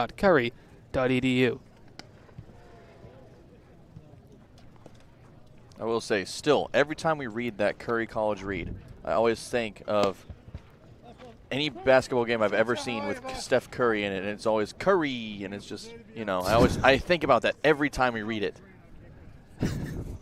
Curry from 3, and it's just stuck in my head. Interesting. Big Steph Curry fan from Texas, huh? You know, I'm not a big NBA fan in general, I'll be honest. I'm more of I'm a college basketball guy. A new pitcher on the mound for Falmouth to start off this top of the 5th, so Antoine Jean's day is done. It's the right-hander Charles Harrison from UCLA. Harrison on the year with a 3.75 ERA in 7 appearances. He'll have to do battle with the 2-3-4 hitters for the Harbor Hawks, Johnson, Mann, and Harris. Dom Johnson 0 for 1 on the night with a walk. We saw Harrison coming off of that 5-1 win the last time we were at Guv Fuller Field. He came in relief of Mason Pelio in that game. The count is 0-1 to Johnson. Our sideline reporter Taylor Farmer caught up with Johnson before the game, so be sure to check out our YouTube page after tonight's game to see that interview. Dom, always a great person to talk to, as Taylor can attest to. 1-1 the count. Yeah, Taylor, Dom always as you mentioned, a great person to talk to. Taylor, great interview, I might say. I was there for that one, so fantastic job. Huh. 1-1 the count. That misses. 2-1. I think we've interviewed almost every player to this point. I think we have. Excluding some of the new relievers that have just joined the squad. I know Taylor did interview Sam Beck the other day before the game at Orleans. That one hit hard on the ground, up the middle, past the diving Harford. So Johnson's going to lead off the inning with a single. Good hard hit ball from Johnson. So the leadoff man is aboard. And the second time in as many innings that the Harbor Hawks have started off the inning with a base hit. The first time was in the fourth, and as we know, in that fourth inning, scored 2 runs. So we'll see if we can get a little rally going in this inning as well. Luke Mann at the plate. He's 0 for 2 tonight with a flyout and a groundout. Both ended the respective innings they were in, the first and the third. Harrison comes set. That one off the glove of French. And we're waiting. It did hit Mann. It didn't seem like the umpire signaled anything, Lincoln. I don't know if he was sure, but I think the third base umpire may have come in and said, yes, it hit him. So Luke Mann reaches. Runners on first and second. A good spot here for the Harbor Hawks. Nobody out still. Yeah, at first I thought that one just went off the glove of French, and I was kind of wondering why Johnson didn't instantly go to second, but I guess he was waiting to see if that actually was a hit by pitch. Zane Harris at the plate. 1 for 2 of the runs scored tonight. That's going to prompt a mound visit from Jonathan French to check in with Charles Harrison. Harrison's allowed the first 2 runners he's faced tonight on base. The line is closed tonight on Antoine Jean. 4 innings, 3 hits, 2 runs, 4 walks, 3 strikeouts. So not a little bit of some base traffic tonight, Lincoln, but was able to limit the Harbor Hawks to just 2 runs. Yeah, he was able to throw 3 hitless innings against the Harbor Hawks. He allowed a couple runners on base during that span, but no hits until the 4th. Zane Harris looking to step in and come through here for the Harbor Hawks. Runners on first and second, nobody out. Harrison comes set, gets the signs from French. He checks his runner at second and comes home. Harris swings and lofts that one to left field. It's going to be a diving catch by Anthony Hall. Anthony Hall takes away a base hit from Zane Harris with a diving catch down the left field line, and there's a big out, number 1. Anthony Hall giving up his body for the team, and it was a fantastic catch that he made, diving on his stomach, heading towards that third base foul line, and just a fabulous catch. He was a little bit shaken up after the play, but a great play nonetheless, and he's heading back to his spot out and left. With 1 away, that brings up Kyle Ball. Ball on the night. 1 for 2 with a double and a run scored. That double was last inning, the top of the 4th. An inning that sent 7 Harbor Hawks to the plate, scored 2. Harrison comes set. Deep breath and fires home. That misses for a ball, 1-0.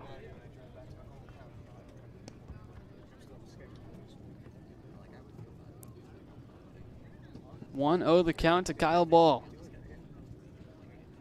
Harrison entered the inning in relief for Antoine Jean. Allowed 2 base runners before getting Harris to fly out on a diving play by Anthony Hall just moments ago. The 1-0. Misses 2-0. Kyle Ball from New Hampshire, a Red Sox fan. Enjoys some of his off-day time kayaking. Not a lot of off-day time here in the Cape Cod Baseball League. The count 2-0 to Ball. Harrison fires his ball, hits that one off the handle. It's heading down the right field line, but it's going to be out of play, a foul ball, as it lands about 5 feet to the right of the foul line. 2-1 the count. That was almost going to be another extra base hit for Ball there, but unfortunately that one falling just about maybe 4 feet too far to the right. 2-1 the count, as Ball will have to retreat all the way back to home plate to pick up his bat. He was rounding first when it landed. 2-1, one away. Dom Johnson on second, Luke Mann at first as Kyle Ball digs in. An extra base hit would go a long way here for Hyannis as Johnson off on the pitch from second, heading to third. The throw not in time. Johnson swipes a bag. Ball couldn't connect. It's 2-2, but now runners at the corners for the Harbor Hawks as their aggression on the base pass continue. Yeah, and Johnson almost with a chance to go home on that one. That one almost got past the glove of Curiali, but he was able to jump off the bag and make that grab before it headed out into left field. If that had gone into left field, the Harbor Hawks would have been a bit closer to tying this game. Luke Mann still over at first. Harrison comes set the count, 2-2 to Ball. He'll make a pickoff move to first as the Commodores are definitely thinking about Luke Mann to see if he will decide to try to swipe second. Not a lot of speed over there. No, I don't think Mann's going to go. He's only had one attempt, and that one attempt he was caught stealing. He has yet to have a successful stolen base, so I don't think we'll see a stolen base from him here. The 2-2. Harrison fires home. That misses inside. The count is full. 3-2 with one away. An extremely good eye there from Ball. That one borderline a strike, just missing a little too far inside. A great take there. Mitch Hardigan on deck for the Harbor Hawks.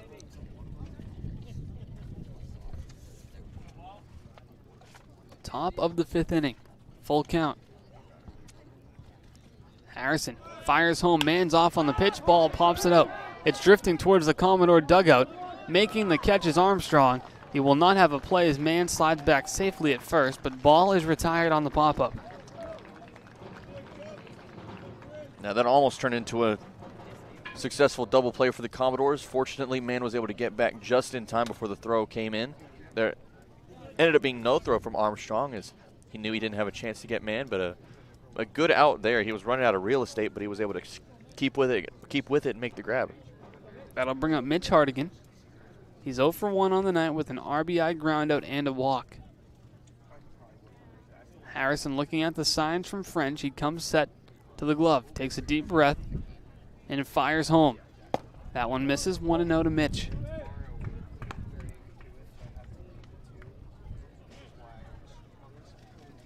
Hardigan with a .233 average coming into this at-bat. Has a hot bat as of late. Pickoff move to first. Diving back safely is Luke Mann. Still a good crowd. Very good crowd. Here at Guv Fuller Field. Seen a great season all around the Cape League in terms of attendance. Crowd's gone a little louder since the game started too. Lots of action, a little bit of movement here and there. The 1-0 called strike, 1-1. Quite the buzzing atmosphere here. 1-1, 2 away. The Florida Atlantic outfielder Hardigan stands at the dish. Charles Harrison comes set and fires the 1-1. Hardigan pops it up, shallow left field. Anthony Hall moves under it and makes the catch to end the inning. The Harbor Hawks strand 2. We head to the bottom of the fifth inning on the Harbor Hawks Baseball Network.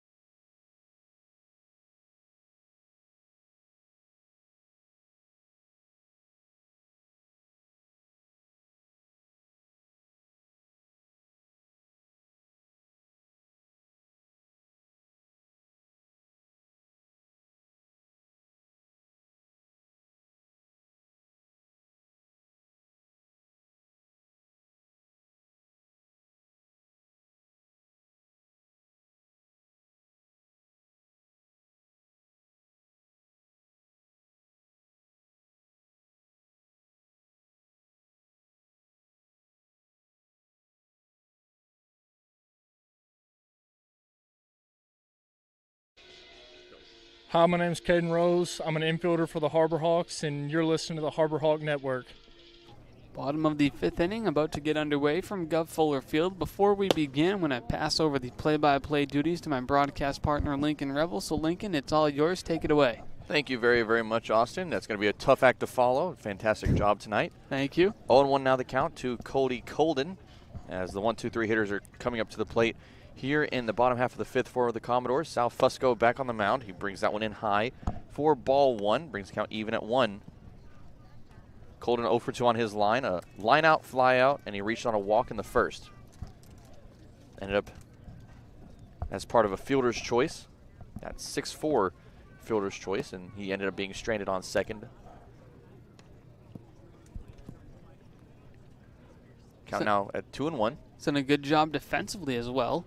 Over at second base tonight, he's made a couple of great plays for the Commodores in the field. He has a couple of almost Sports Center worthy plays, as I said earlier on, and that one's flown and fouled, heading towards a practice basketball court out there, a little street ball, and that one lands foul for strike 2. Just late on that swing by Colden. Maybe it's a pitch that Fusco wouldn't mind going back to. He did have him quite a bit behind. Sun now completely down. Last bit of daylight here at Guv Fuller Field as the 2-2 from Fusco on its way.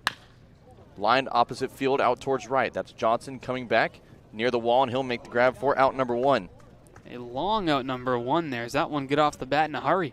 But Johnson has such good range in right field that it's not a problem to make the catch.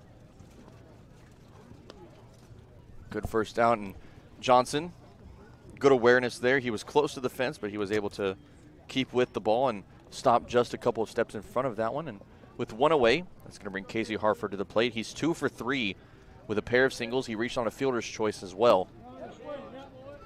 That one, check swing. Home plate umpire says, yes, you did go. Strike 1. 0-1 with 1 away. Once again, the Commodores leading 7-2 here in the bottom half of the 5th. That one chopped over to third, picked up by Luke Mann. The throw after a couple of hops on to first is caught by Zane Harris for out number 2. A good, strong 5-3 put out there. Luke Mann with a great arm over at third base. He's had his fair share of highlight plays this season.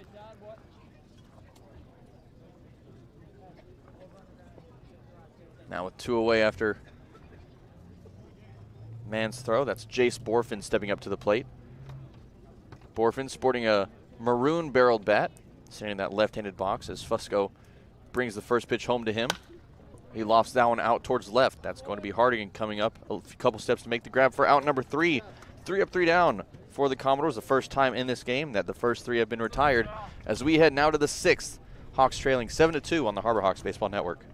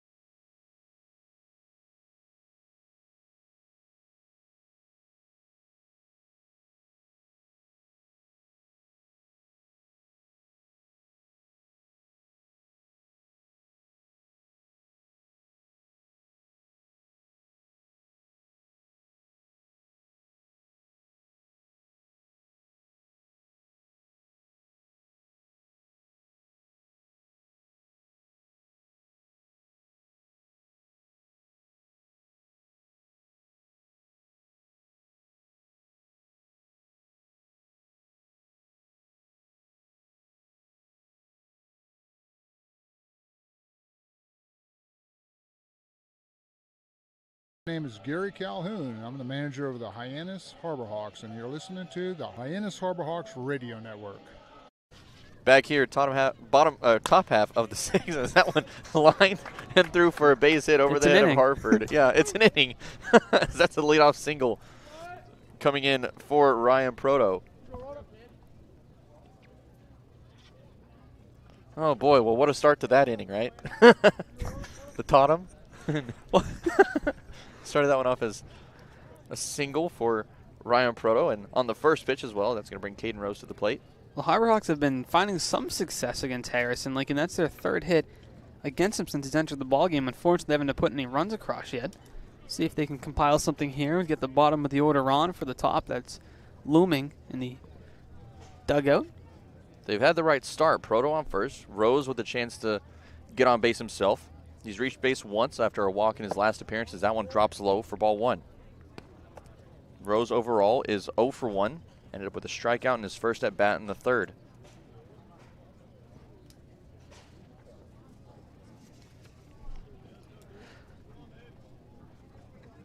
Harrison, the right-hander, comes home, finds the zone around thigh high. That evens the count at 1 apiece. Good pitch there from Harrison. He can locate that breaking ball for a strike, too. Rose came into this game with a 2.02 average. Of course, that's gone down just a tad after that strikeout. Throw over to first, not in time. Good job from Proto getting over back to first in time. Keep the count at 1-1 with nobody out. Fans starting to file out here in bits. As the 1-1 comes in from Harrison. Another breaking ball, 78 miles an hour on the gun, finds the zone for strike 2. That breaking ball is a good pitch for Harrison. He can throw it on the front hip of right-handed batters as it comes into the zone, freezes him a bit. See where he goes 1-2. I don't know if he's going to go back there for a third straight time. He might. It has worked for him recently in the past couple of innings. Takes a deep breath, comes home. Fastball up high, swing and a miss from Rose. He goes down for the second time tonight, and that is out number 1 here in the 6th. Good mix of pitches there from Harrison. A couple of breaking balls to take Caden Rose's eyes onto that pitch, and he comes back up top and blows a fastball by him. A big out number 1. Trent Taylor now at the plate. He's had a couple of great appearances in the past few games. Last night in that win against the Kettleers, he ended up with 3 hits. Ended his night 3 for 5 with a pair of singles and a double. Also reached home twice. Found home a few times for the Harborhawks this season as first pitch to him misses inside, ball 1. Wind picking up here evidently as the count comes to 1 ball and no strikes. My notes flying every which way for a little while. I had to pick them up on the fly. Good recovery. Yeah, good recovery. Quick hands. The 1-0. Bunt shown. Can't set it down as that brings the count now to 1-1. It's the second time tonight Taylor's tried to drop a bunt. Unfortunately, he's unsuccessful in both of those attempts. Yeah, he's trying to get on his horse a little bit too early. He's trying to almost leave the box as he makes contact there. Count now even at 1-1 with 1 away. Harrison comes set with a runner on first. He tosses it over to first. The tag not in time as Proto reaches safely. That was close. Proto almost got stuck in the mud a bit, diving back. Got to be careful. Yeah, I think with that lead that he has over there, I think he's about as far off as he needs to be there. One quick step and dive, and he's back in, but that was a close play. Harrison with a quick pickoff move. Is that fake back pick over there from French? No throw comes in, but that's strike 2. 1-2 now the count to Taylor. It did get Proto diving back in. That'll keep you on your toes. Yeah, it's better safe than sorry. French has had a couple of good throws over to third.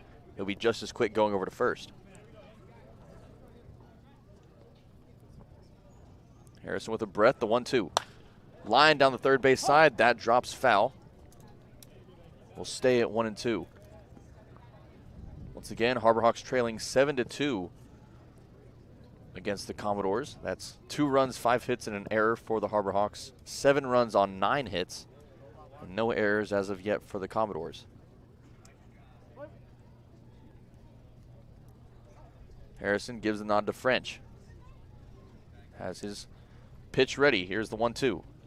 Breaking ball missing up high. That hung up a bit. That evens the count. 2-2 with 1 away here. Good battle here for Taylor. Would definitely love to have a couple of base runners on for Clark Elliott in that leadoff spot, who's on deck.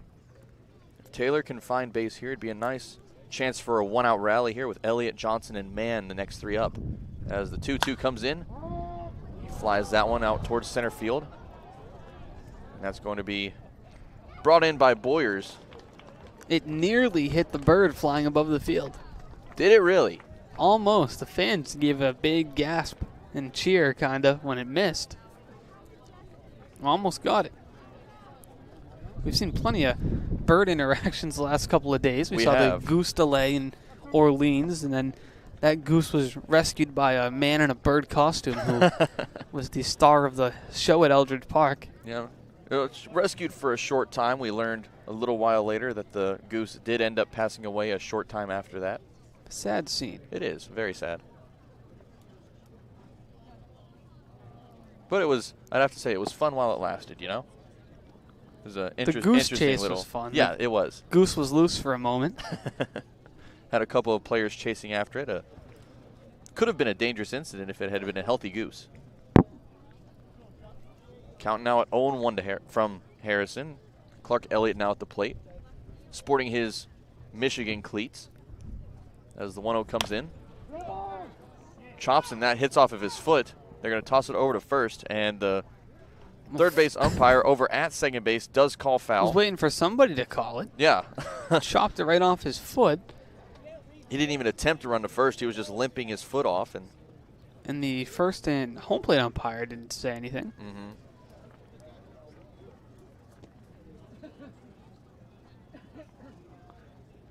Luckily, the umpire over by second base was able to see something that the first base and home plate umpires didn't. Of course, I will say at home plate, it is very difficult to tell if a ball does go off of the batter's foot. You're not looking at the foot whenever the pitch comes in, and so getting your eye down there in time to see if the ball does make contact with the foot, it's a very tough call to make. Lights are now on. Almost all this game is running off artificial light as the 1-1 comes in. Breaking ball finds the zone. We've seen that pitch called a ball a couple of times, but that one finds the zone for a 1-2 count. Yeah, not a pitch that you'd expect to be in the zone, but unfortunately for Elliott, he's now behind 1-2. You really have to protect here a bit. Try to find something that he can drive. 1-2, 2 away. Elliott looking to keep this inning going. The pitch. He wanted to go, but that one misses up high. And Harrison wanted a swing check, but of course it wasn't even close. No, the bat really never left his shoulder. His hand started a bit, but didn't really do much. 2 balls and 2 strikes, 2 outs. Harrison with another pickoff move over to first, not in time as Proto's back in. Elliott waiting on that pitch. He steps back into his box and he's ready to go. Bat waving above his head as runner goes from first. Breaking ball misses outside. The throw from French down to second is not in time. Ryan Proto with his first stolen base of the night, as he is now standing on second base in scoring position for Clark Elliott. Harbor Hawks continuing to be aggressive on the base paths tonight. Believe that's, 3 stolen bases now for the Harbor Hawks, if I'm not mistaken. The 2-2 to Elliott. Got a piece of it, but that one's caught by French for out number 3. As the Harbor Hawks strand 1, we head to the bottom of the 6th, trailing 7-2 on the Harbor Hawks Baseball Network.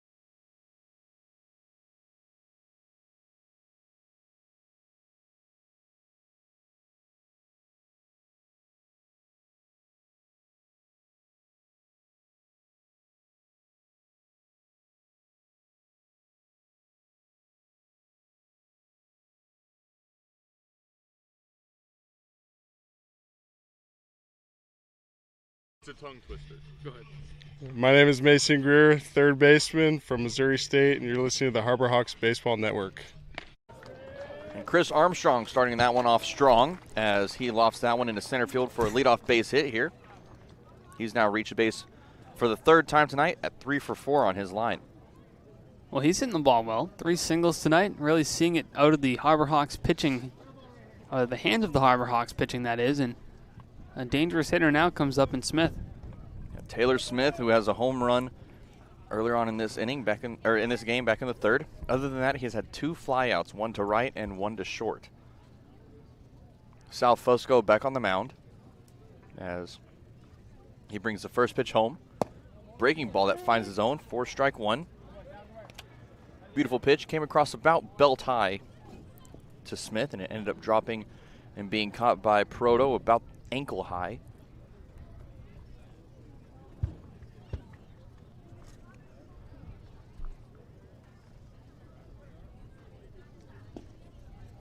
As the 0-1.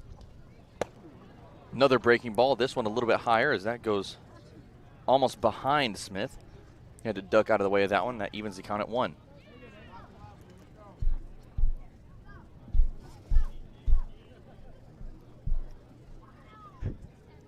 Taylor Smith from Austin, Texas, attends Texas A&M, home of the Aggies. As the 1-1 popped up and heads out of play. That's going to be behind the press box, bringing up a 1-2 count. Now, Austin, I've never been there. To Austin, Texas? No. I've never been to Texas A&M before. Oh. Well, I have, but I've never. The one place I haven't been. Well, I've never been. Well, I have. Well, have you been there or not? I have been there. I've never been to Kyle Field. I went to say. Is that the football field? It is. I don't watch college football. Kyle so Field, home of the football home of the Aggies, and I will say I've never been there, but the atmosphere is one like unlike any other. As that one's ripped out into left field. That's going to be a base hit there. As Taylor Smith reaches for his second time tonight. Yeah, I don't watch a ton of college football. No, the last time I remember was somebody beat Clemson. That was the last game I watched. I can't remember who it was, though. Of course, it was a Clemson game, as our silent reporter Taylor Farmer is a Clemson Tiger. Oh, I didn't know that. Now, you said you don't remember who they were playing there? No, I can't remember. I really don't watch college football. I just watch the NFL. I mean, the Patriots are. I'm from New England, so the Patriots, when they're on, it's usually watchable football. Yeah, of course. First pitch from Fusco. Misses for a ball. Anthony Hall now at the plate. Fusco losing a little bit of control here, Lincoln. We'll see if he can regain that. With runners on first and second and nobody out, you have to be careful. Hall's a good hitter. Infield fly roll in effect. A chance for a double play at any bag. As that one goes off of the shin guard of the umpire. That gets past Proto.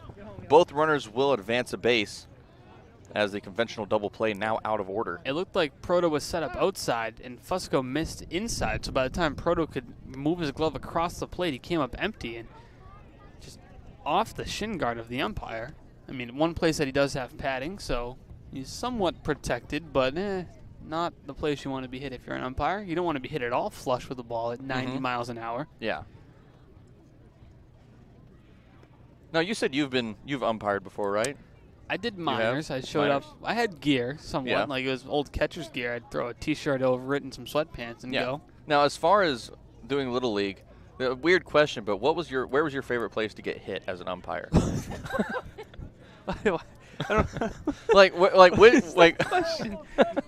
which spot didn't hurt the most? Like which spot hurt the least getting hit by an umpire, you know? I wouldn't say I liked, I mean. Well, yeah, no one likes it, yeah. I enjoyed being nailed in the shoulder by a baseball. Yeah, but so if you had to get hit, where would you choose to get hit? I don't think I can answer that question. All right, that's fair. Count at 3-0 now to Anthony Hall. After a very interesting conversation. Fusco looking to fight back in the count here. The infield comes in for the Harbor Hawks, Lincoln. They're looking to prevent this lead from growing any further for the Commodores with no away. The 3-0 pitch. Missing down low. That one looked like a great pitch there, but a 4-pitch walk to Anthony Hall loads the bases with nobody out for Michael Curiali. We'll see. Coach Korn's leaning on the top step of the dugout. We'll see if he does a visit here or not. They're looking down towards the Harbor Hawk bullpen as there is some action. It is a right-hander wearing number 7. Number 7. It's not Nolan Crisp. The second of 2 back 9 bullies is gone. It's a shame that we lost the back 9 bullies. It's Anthony Casiola getting ready from Charlotte, UNC Charlotte. It'll be his debut tonight. It will. Just showed up last night as that one's lofted out towards right field. That's going to be Johnson coming back. And at the warning track, he makes the grab. Going to chunk it into second, looking for a play there. That's not going to happen as a run does come in. Armstrong comes in from third, and the Commodores extend their lead now to 8-2 here in the bottom of the 6th.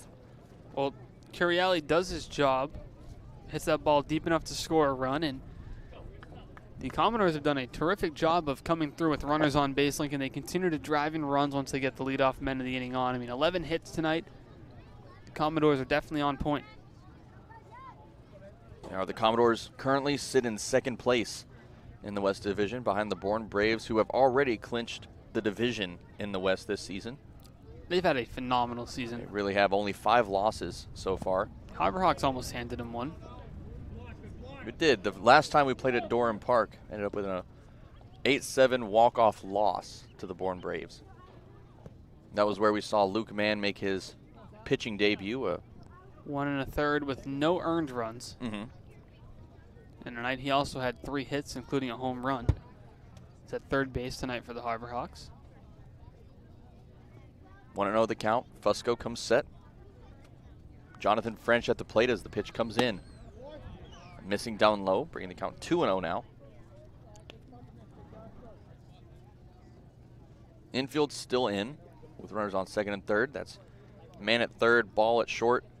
Trent Taylor at second, and Zane Harris over at first.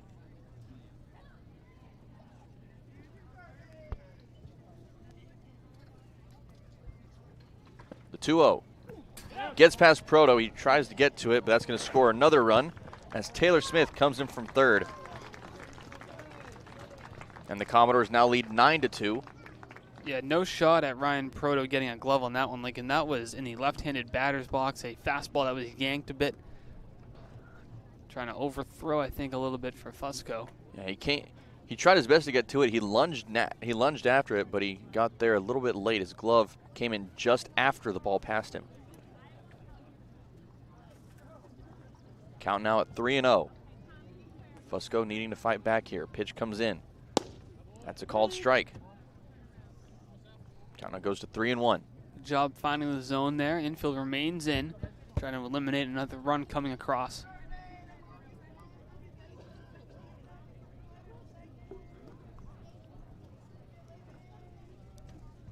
Three and 1 the count. Pitch. Got a piece of it, but that one's caught by Proto. 3-2 now the count. Now going around the league with a couple of scores. The Orleans Firebirds defeated the Brewster Whitecaps 6-3. The Bourne Braves the Kettleers defeated the Bourne Braves 13-2. They get a full game in there? Let me see here. That one is flown and fouled. Oh, it started at 4:30 tonight, so maybe they it did start at 4:30. Duration was just under 3 hours. So yeah, it looks like they did. Yeah, it looks like they did. The Whitey Red Sox are currently battling the Harwich Mariners. The Red Sox are ahead 5-1. And then the last game on the line is the Chatham Anglers taking on the Wareham Gatemen. The Anglers are currently leading the Gatemen 3-2. As the 3-2 comes in, that one gets past Proto as well. Ball 4. Runner's going to come in from third, as that's going to score another run for the Commodores, who now make their lead double digits. 10-2 the score. That's going to prompt a mound visit from manager Gary Calhoun, and that's going to most likely result in a pitching change as he points to the bullpen, and that will bring up a pitching change, as we'll see a Harbor Hawk debut right after this.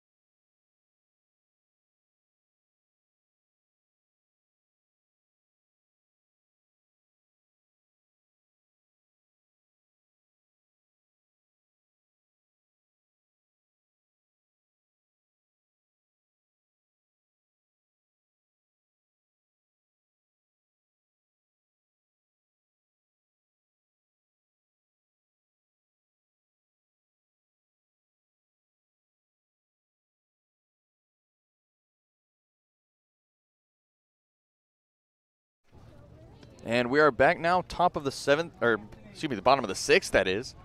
Getting back underway here as the Commodores have scored 3 so far, 1 away, runners on first. That's Jonathan French currently standing on first with 1 away, a 1-0 count now to Luke Boyers as that one comes in outside, ball 2.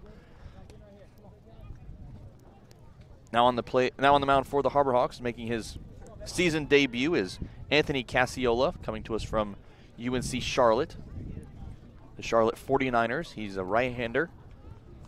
The 49ers, huh? Charlotte 49ers, yes. Right. Charlotte, another Conference USA school, a seasonal opponent of the Mean Green football, basketball, softball team, you name it. Mean Green. The Mean Green. 3-0 is a called strike. UNT, of course. I'm guessing you can guess who the most notable alumni of UNT is, judging by Mean Green. No idea. Mean Joe Green. Mean Joe Green would be my of course, guess. the Hall of Fame football player for the Steelers. I was going to say that, but I didn't know if for some reason I had Jim Green in my mind. I know it's Joe. Close. Mean Joe Green. I remember him. I've heard of him. Before our time. He was. Played back in the 70s, I believe. It's all the same back then. Count full. Casiola with the payoff. Just missing on the outside. Ball 4. Luke Boyers draws a walk as that brings runners down to first and second with 1 away. Mean Joe Green, a notable alumni. Dr. Phil was an alumni. The TV host? Yeah. That's where he went to college, huh? Stone Cold Steve Austin. I do know him. The lead singer of the Eagles, actually. You can guess where the band name came from. There's a rumor going around that Hotel California was actually written in one of the dorms at UNT. As that one drops down low for ball 1, coming to Cody Colden now. Colden 0 for 3 on his line. He reached on a walk in the first. Since then, a line out and 2 flyouts. Both of those flyouts going to right field. So you're from Texas. You go to UNT. You're a big Steve Austin fan? Not really. No. Never really been much of a. Now I will say, I saw a picture the other day as that one sails over the head of Colden. That's going to allow both runners to advance now to scoring position as French now goes to third, Boyers now at second, and the count goes to 2-0.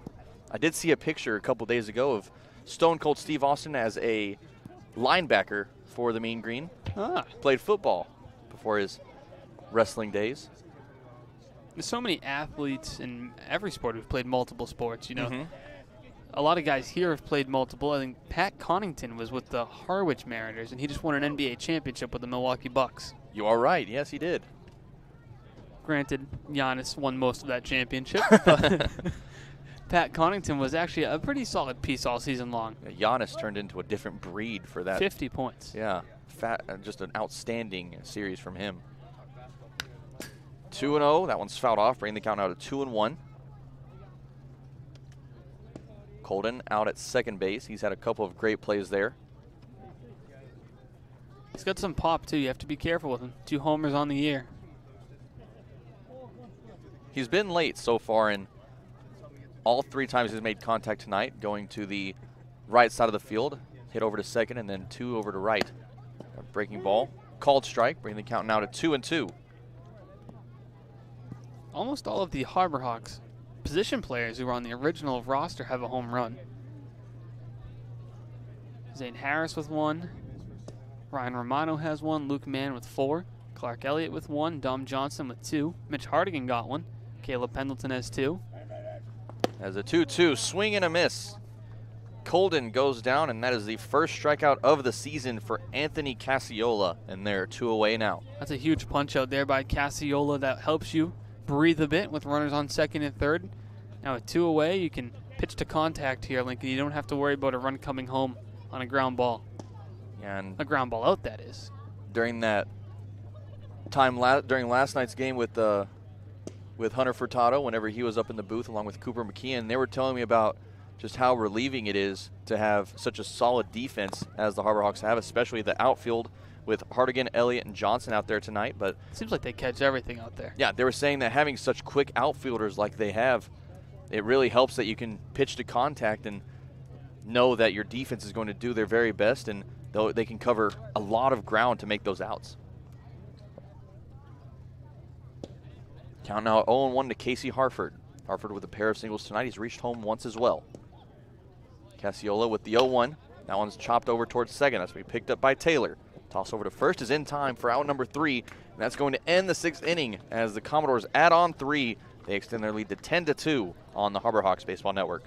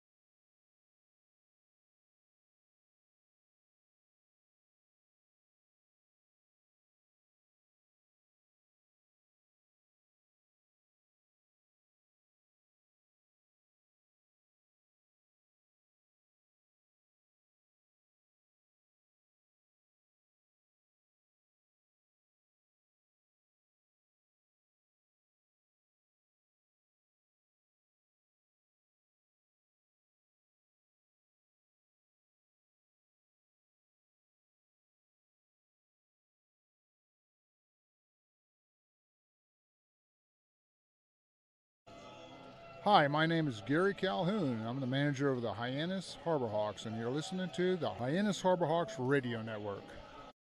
Dom Johnson starting us off here, top of the 7th, coming up on the Harbor Hawks Baseball Network. Lincoln Revill alongside Austin DeCouta here. As Dom Johnson is starting us off, he brings that first pitch and watches that one go for strike 1. Johnson's had a solid night at the plate and defensively. He's caught a couple of balls in the gap that he's been able to use his speed to get to. KC Hunt now up on the mound for the Commodores. As the count goes to 0-2 to Johnson. Hunt with the 0-2 pitch. That one drops down low for ball 1. Wanted to get Johnson to chase on a pitch in the dirt, but started it too far in the dirt and it bounced just in front of home plate. But see where he comes back on 1-2. I would not be surprised to see another one of those pitches. Breaking ball, just missing. Brings the count even at 2. And now 2-2 after a couple of breaking balls back to back. Maybe he comes back with an inside fastball on Johnson, try to jam him. 2 breaking balls in the low 80s and high 70s as another breaking ball comes in at 83. Chopped foul. Good battle here from Johnson as that keeps the count at 2-2. First 2 were intended to be outside. That one a bit more inside, but for Johnson, continuing to fight. Good at bat. Johnson 1 for 2, a strikeout, a single, and he reached on a walk. Tries to call times, not given as he fouls that one off. 2-2 remains the count. Johnson was hoping for that late time call. We got that. We had that called against us a couple of games ago. As I think we were playing the Mariners actually. As a pitch came in And at the last second, time was called as that one misses up high. Another breaking ball. Brings count full at 3-2. Johnson with a very good battle here. Started out with an 0-2 count. He's fought back. Count now full. Hunt with the payoff. Another breaking ball up high. Oh. And a late called strike That was 3. the same spot as the one before. It was. Johnson didn't like that one as he makes his way back.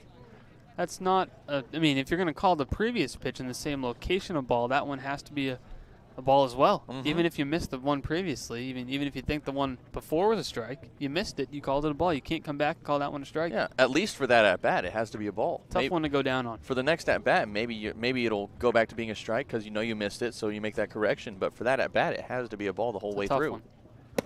First pitch to Luke Mann is swung on and missed for strike 1.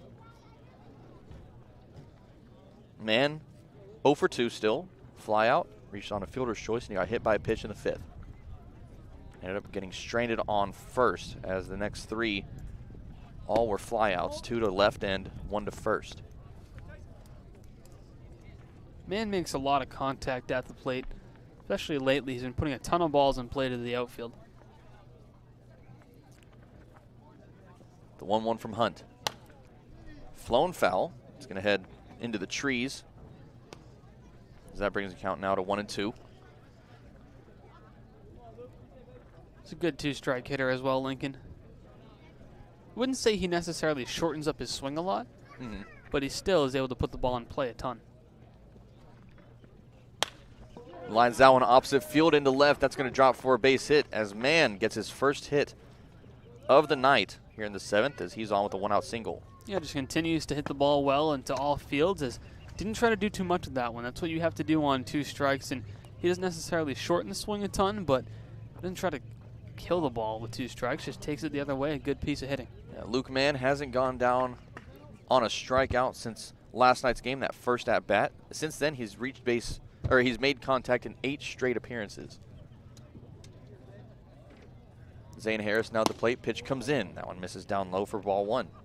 I saw a stat earlier in the week that Freddie Freeman hadn't swung and missed at a pitch in, it was 30 straight plate appearances. He didn't swing and miss at one single pitch. Wow. There were some strikes, but no swings and misses. That one chopped in between first and second for a base hit. Luke Mann's going to round second. He's going to head to third. The throw not going to be in as that's going to get cut off. And that brings runners now to the corners as Luke Mann reaches third on that single from Zane Harris. Good job by Zane Harris, his second single of the night. In a hard hit ball, sometimes you don't have to put the ball 300 feet to get a hit. Just a nice hard hit ground ball that gets through. The middle infield for the Commodores was in double play depth as they remain in double play depth. That's Colden to Harford at second and short. A big gap in between first and second as time is going to be called. A ball ended up coming into the field of play from over the fence. Kyle Ball now at the plate. 1 for 3 on his line with a double. Hunt comes home. That one misses down low.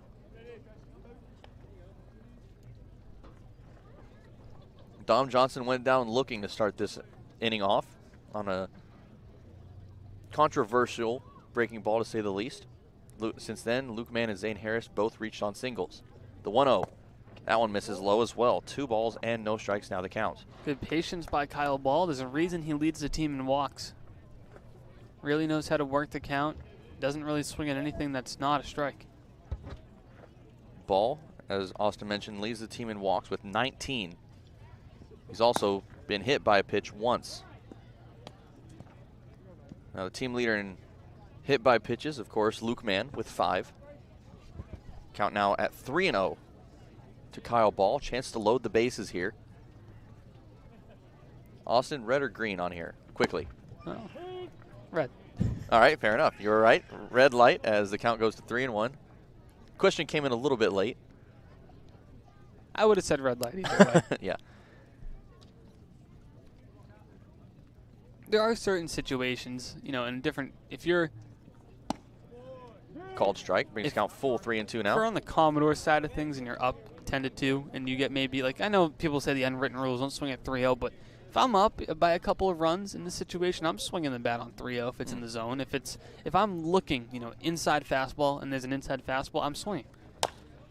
That's a chopper over towards short. That's going to be picked up by Hartford. He's going to throw it over to first on the run. A stretch from Armstrong is in time. A good play for the 6-3 putout from Kyle Ball. That is going to score a run, though, as Luke Mann comes in from third, and the Harbor Hawks find the board again, now down 10-3. Just a terrific play at short by Hartford. Sometimes that ball might squeak by it because he's flashing the leather up to try to scoop that one up, and he did just that, but that time it finds the glove, much to the disappointment of the Harbor Hawk fans, but they do get a run home. Now, meanwhile,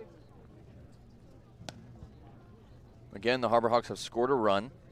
Mitch Hardigan at the plate, and the Harbor Hawks, this is usually about the time, especially in the past few games, where we start to string some runs together. We already have one so far. That one's lined down to first base. That's going to be gloved, and off the glove of Armstrong, a foot race to first, and Hardigan beats it out. See if it's ruled a hit. I think it might be. He hit it hard enough. Yeah, I wouldn't be surprised if it was a hit. We'll see. And it's going to be an error on Armstrong. Tough call.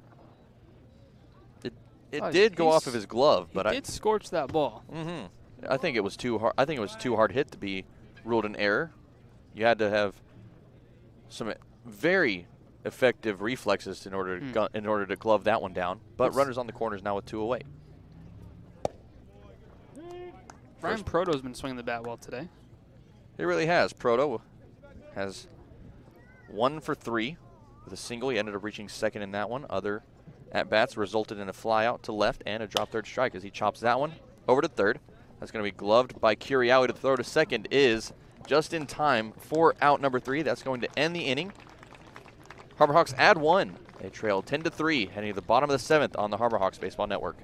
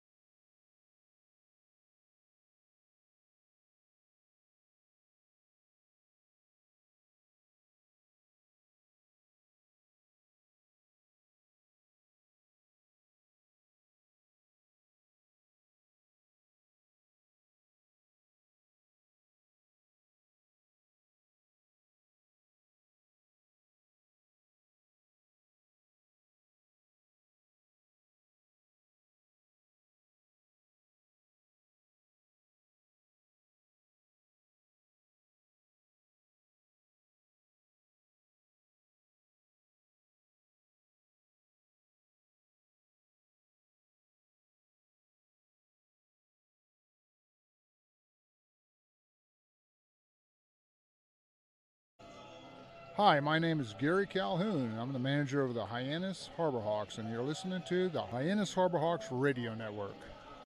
Bottom half of the 7th inning coming up on the Harbor Hawks Baseball Network. Before we get started, a quick word from Milton Cat, thanks to our Sideline reporter, Taylor Farmer. Taylor? For sales and rentals of Caterpillar machinery, generators, and marine engines, visit MiltonCat.com, your area cat dealer. Milton Cat, the Cape and Islands Caterpillar dealer, is proud to be a sponsor of today's game. Thank you very much, Taylor. A phenomenal job on that read as the count is now at, should be 2-0 now. This at-bat coming to Jace Borfin as the 1-0 misses down low, brings the count now to 2-0. Anthony Casiola back on the mound, sporting the number 7, the orange number 7 on the Harbor Hawk blue jerseys. As the 2-0 fouled off from Borfin, brings the count now to 2-1. Too far for a souvenir, unfortunately, for you, Lincoln. Yeah, sadly, I have yet for a ball to come into play. Now, Taylor, if you would be so kind, if a foul ball does come into play on here, I have to do play-by-play, so if you could sprint, tackle a couple kids if you have to, and grab me a ball, that'd be phenomenal. Count now at 3 balls and 1 strike. Borfin has reached base twice on a fielder's choice as well as a single. Ended up reaching home after the single back in the 4th. The 3-1. Finds his zone. A good frame job there from Proto behind the plate. Brings the count full 3-2.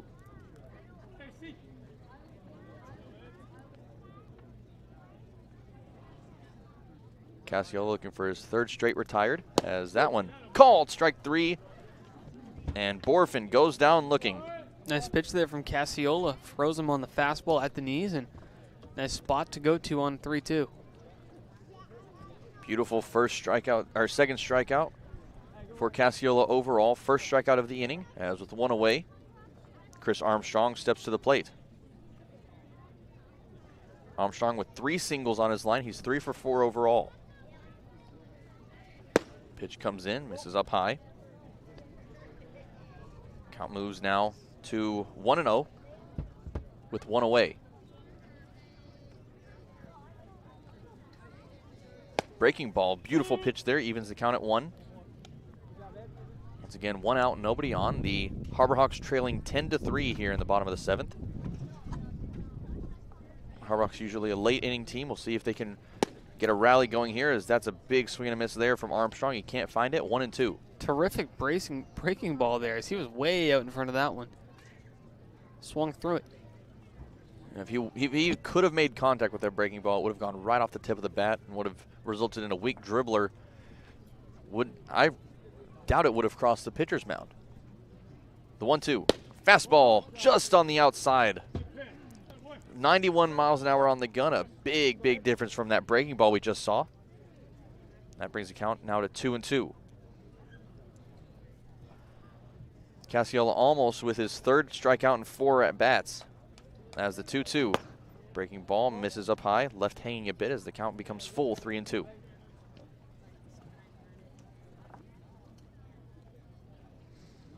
the last 3-2 pitch was a fastball at the knees. We'll see where this 3-2 is going to go to Armstrong. Not a bad spot to go, but don't want him to sit on something like that.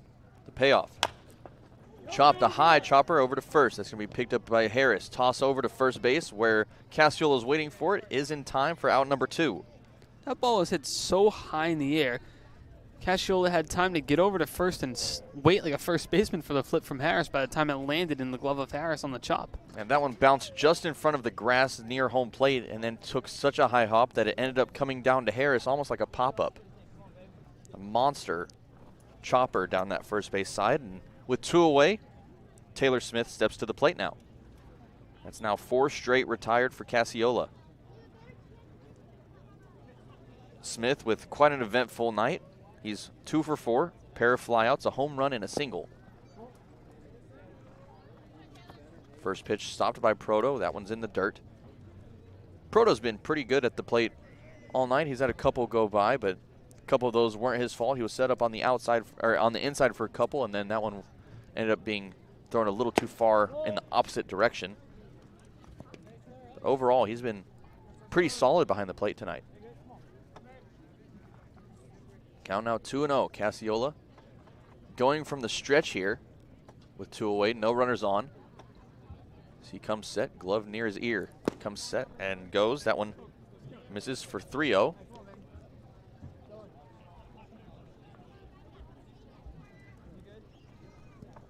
Cassiola again from UNC Charlotte, a North Carolina native from Waxhaw, North Carolina.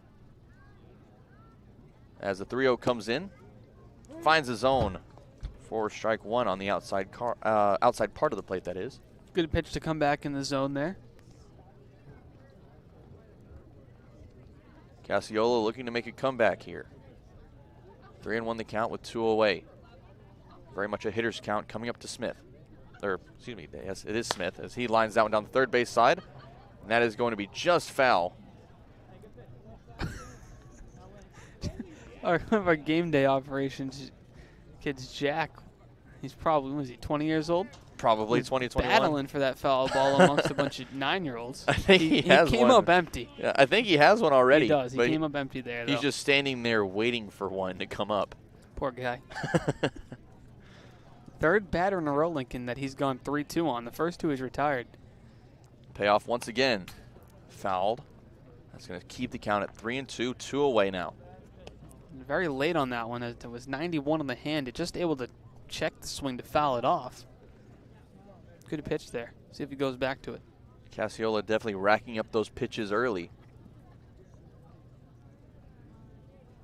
Swinging his arm before coming set. Here's the 3-2. Fastball that misses, ball 4. It's going to bring Smith to first, as it looked like it might have hit him. It might have grazed his shoulder there, but we never got a call of that, so it's just going to be a ball. The fourth hit by pitch the Harbor Hawks have had tonight.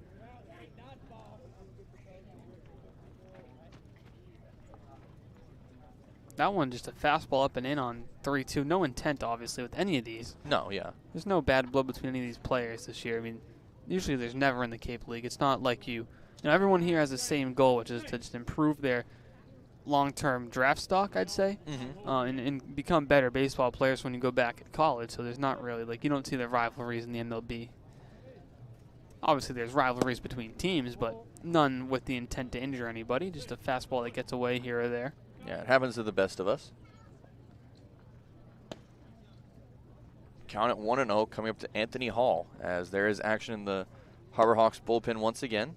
That's Kyle Skidmore getting set as that one's knocked over to short, picked up by Ball. Throw over to second is in time for out number 3, the 6-4 to end the 7th, as we go to the 8th. Harbor Hawks trailing 10-3 on the Harbor Hawks Baseball Network.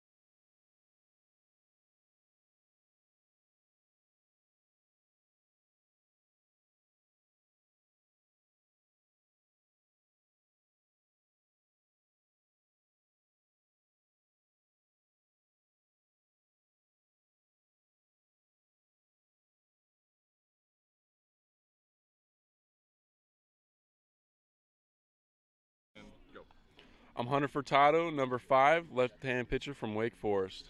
I'm Austin Wallace, number 18, left-handed pitcher from the University of Texas.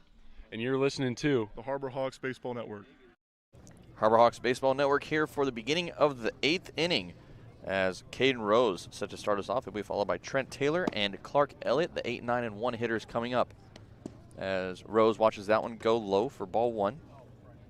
Rose is going to be at the DH spot. He's been there all night tonight, as he's 0 for 2 with a pair of strikeouts. He also walked back in the 4th inning of play as he swings at that one. Can't find it, 1-1. Seems just a tick behind. We haven't seen him get a lot of at-bats as of late, so maybe just getting back into the groove of things. Takes a big swing there. Seemed a little bit more on time with that pitch, as that just misses. 1-2 now the count. The Commodore scoreboard now up to date as the 1-2 comes in. Breaking ball, called strike 3, and Rose goes down looking. It's a good pitch to freeze him. Very good breaking ball there from Casey Hunt. still back on the mound for the Commodores here, who lead 10-3 in the top of the 8th. Trent Taylor now up at the plate.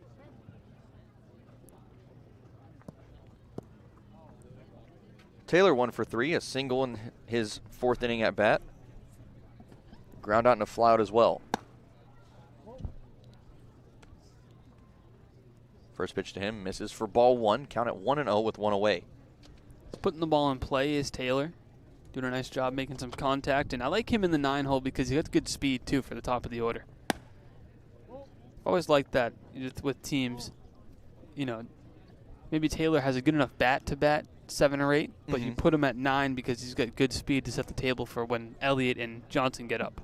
Yeah, a complaint from, as you know, I have a younger brother. His name's Justice. He's going off to play college ball here in the next couple of weeks, and a complaint that I get from him all the time. He bats in the leadoff for his high school team, or he used to at least, and his biggest complaint was that there usually wouldn't be any runners on base for him, so his RBI number would be low every season because he'd always be the first one getting on base. Taylor does a good job of getting on for the top of the order guy, so Elliott doesn't necessarily have that same problem. Big swing results in a 2-2 count now for Taylor. 1 away. As the pitch from Hunt comes in, breaking ball as that misses. Count now goes to full at 3-2 with 1 away. Top part of the scoreboard now in descending order. Chopped foul just towards the Harbor Hawks bullpen where the new pitcher is warming up. Kyle Skidmore getting loose, but Sam Beck was backing him up, trying to prevent him from getting hit by a foul ball. Now Kyle Skidmore, an unfamiliar sight almost. He's one of the only Harbor Hawk batters to wear stirrups, or players that is, to wear stirrups on the team. 3-2. He's fouled off once again as Taylor stays with that full count.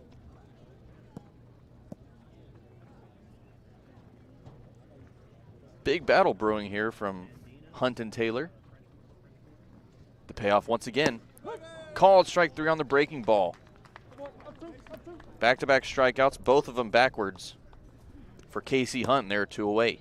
That shows you a lot about Hunt, is how confident he is to throw that breaking ball. Back-to-back, he's throwing it on for strike 3 called to get him frozen. That one with Taylor in a full count. He's got a lot of confidence behind that pitch, and it's a very good pitch as he continues to find the zone with it.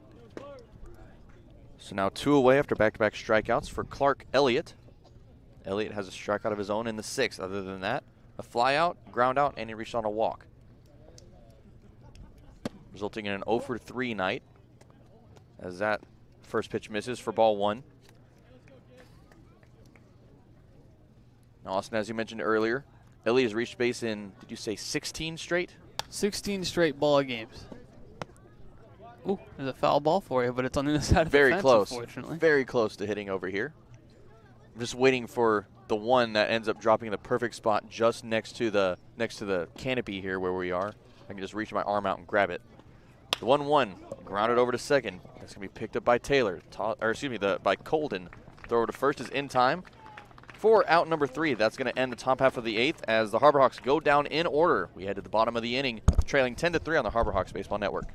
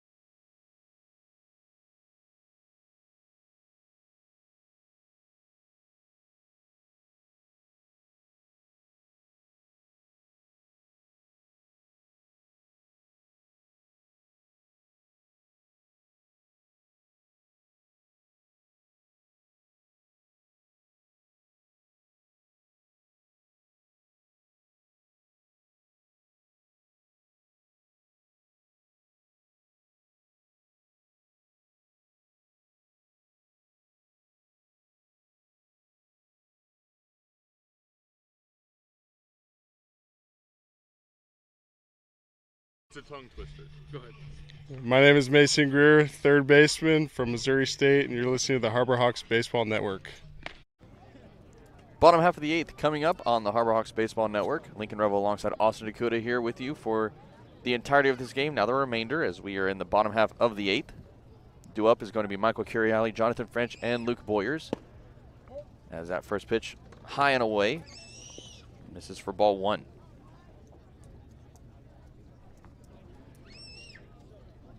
Curiali on his line is at 1 for 3. A single, strikeout, a flyout, and he got hit by a pitch back in the 4th.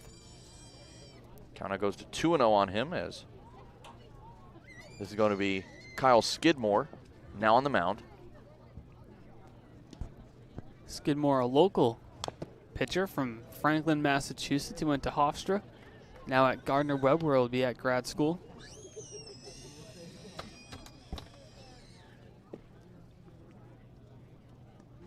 Skidmore has 2 appearances so far. This will be his 3rd.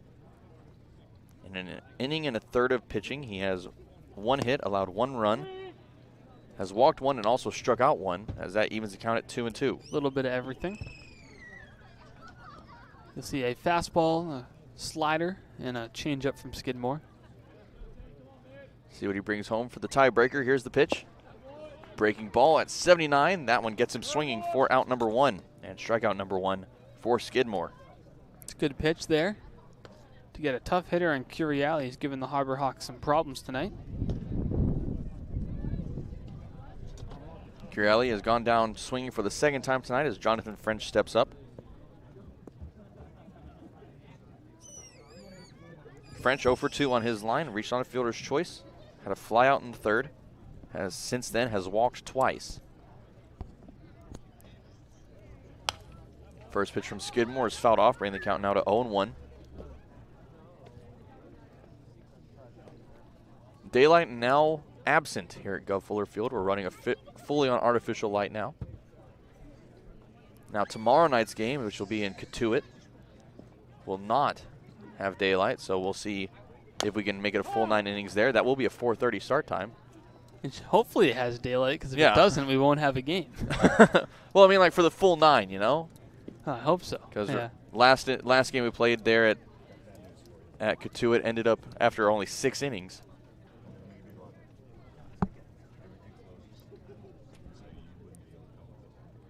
Count now goes to 0-2 with 1 away. Pitch from Skidmore. Breaking ball that misses.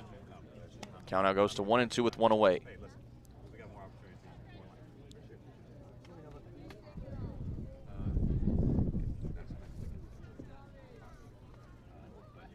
Tomorrow's game at Catuit will be a 4:30 start, a little bit earlier. I think that's the earliest start we've seen so far this season. Won't be the earliest by the end of the year. We have a 4 o'clock start in Brewster at some point.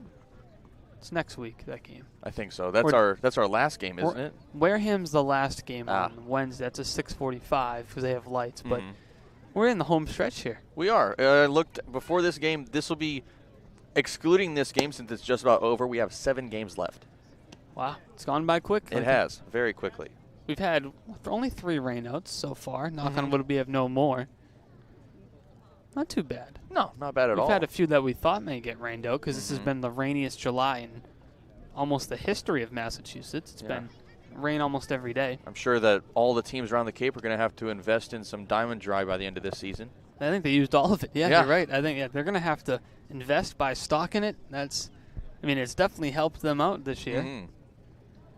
Seen in Orleans, they might have went through the whole inventory to get that game played. Yeah, they definitely spared no expense. As that one lined over to short, picked up by Ball for out number 2. Good job by Kyle Skidmore throwing strikes out of the bullpen. He's retired the first 2 he's faced. His off-speed pitch is working really well for him. It's in the zone. It's getting some swings and misses too.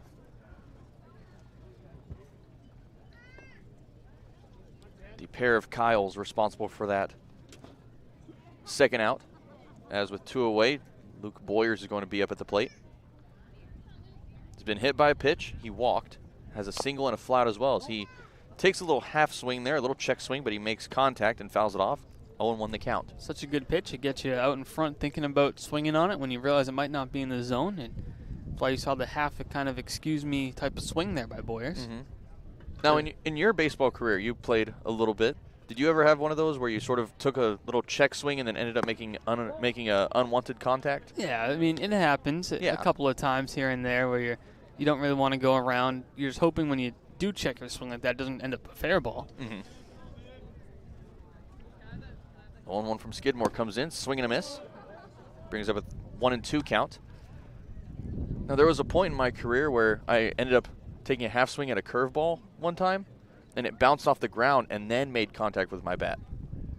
Probably the most unfortunate thing I've ever done. Don't see that too often. No. Vlad Guerrero got a hit off a ball that bounced once. I think Guerrero Sr. You could throw the ball anywhere. He's going to swing at it, and he'll hit it. He's going to drop for a hit. He made the Hall of Fame doing it. He'll swing at balls at his eyes. It's going to be a double in the gap.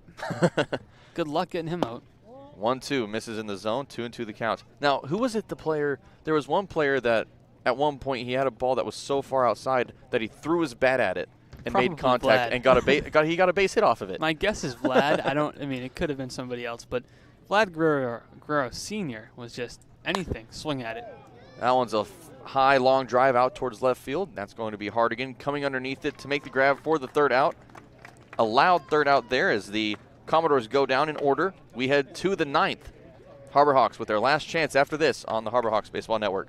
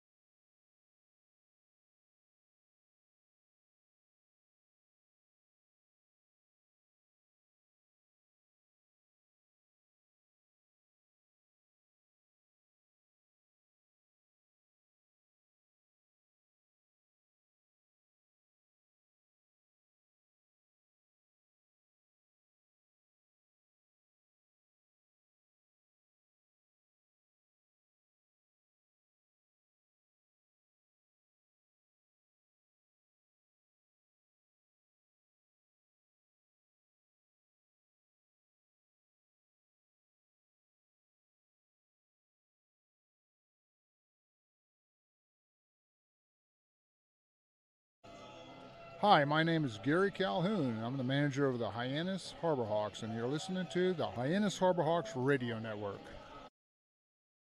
Top half of the ninth coming up. Dom Johnson set to start us off here. It's going to be 2-3-4 due up as Dom Johnson, Luke Mann, and Zane Harris will be up first for the Harbor Hawks.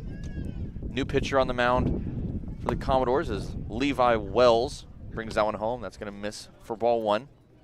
Well, the Harbor Hawks scored 10 runs between 2 innings against the Mariners, and they got 6 in 1 inning, I think it was, or yes, 7. Six or 7. They scored 7 last night against the Kettleers at one point. So they can do it. They can. They've been there before. They can put runs up in bunches. They need 7 to tie here.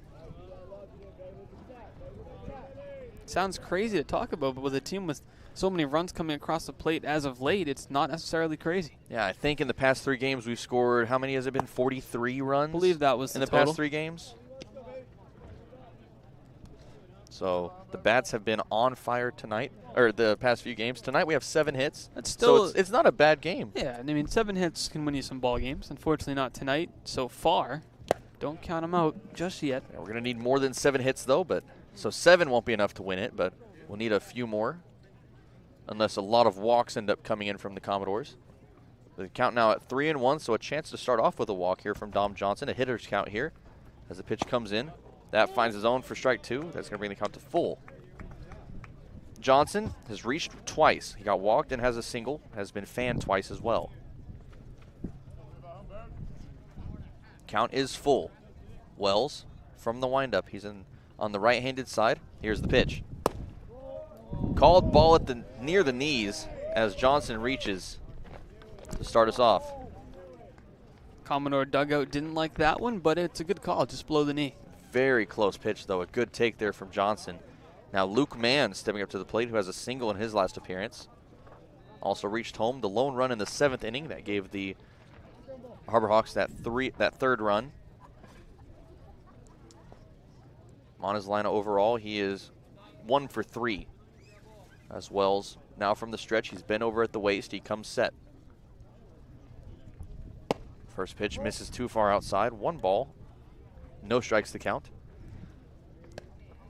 Get the leadoff man on. That was big for Johnson. Now man continues it. You just one guy after the other. You can't do it yourself, so just continue to everyone put up good at-bats and try to put something together here. I like seeing Luke Mann and now Zane Harris on deck. A couple of powerful hitters back-to-back as that one is fouled off. That's going to bring the count even at 1.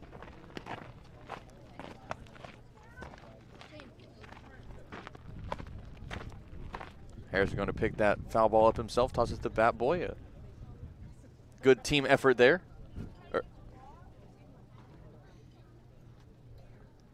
Count now at 1-1. Hefty swing there from Mann. He can't find it. 1-2 the count. He hit 94 on that fastball. Good velocity on the inside part of the dish. Might be might be the fastest that we've seen from the Commodores tonight. Count now at 1-2. Mann looking to reach base for his 4th time tonight. 1-2. Misses for ball 2.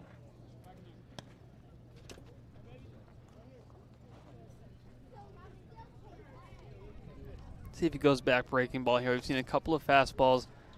Would not be surprised to see a changeup or a breaking ball here, something off speed. Luke Mann from Missouri swings at that 2-2. That's going to be lofted out towards right. That's going to drop for a base hit. Johnson's going to be waved to third, and he's going to stop at third base as that's going to bring runners to the corners on that single from Luke Mann. Nice job by Luke Mann. A breaking ball that didn't break enough. It was inside on the hands, but not necessarily low enough in the zone. So Mann's able to loft it down the right field line, and 2 up and 2 on base now for the Harbor Hawks. They look to put something together here. Chance for a late rally. We've seen a ton of those this season so far, including a game just a couple days ago against the Harwich Mariners. We've talked about it quite a bit, where the Harbor Hawks came back from a 12-run deficit and only lost by 2. They had runners on first and second in that game as well, but sadly they couldn't bring any more runs across. Well, runners on first and second in the 9th, I should say. After a little bit of a rally already, but they couldn't bring those 2 runs across and tie the game. Count now 1-0 to Zane Harris after that one misses inside. Runners on the corners again. Nobody out. Hall with the pitch. Harris wanted every piece of that one, and he got a piece of it, but couldn't find enough solid contact, so that evens the count at 1.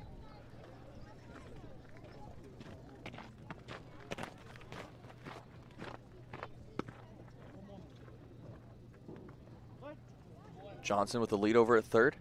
Mann with the lead on first. Hall with the 1-1. Harris lines that one. That's going to head out of play down the third base side. Brings up a 1-2 count to Harris. Now we know that Zane Harris with 2 strikes on him can be quite the warrior at the plate. We've seen him fight back from as far down as 0-2 and has fought back and drawn walks later on in those at-bats. Yeah, he doesn't go down easily at all. He's somebody who can work this count. The average pitches per at bat for him's got to be around 6 or 7. 1-2, swing and a miss. Harris goes down swinging for the first strikeout of the 9th. Just a good pitch there to erase him. Yeah, good fastball there, up and inside. That's going to bring Kyle Ball now to the plate. Ball continuing to make contact. He's made contact all 4 times, only reached once on a double. Also has Pair of ground outs and a fly out.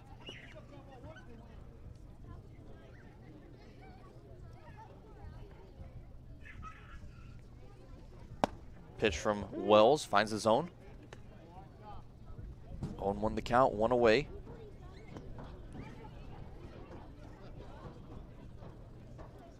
Crowd has become thinner a little bit as a lot of people have left for the night. The 0-1 swing and a miss from Ball brings the count to 0-2 now. Fastball at 93 miles an hour. Wells with a good arm out of the bullpen.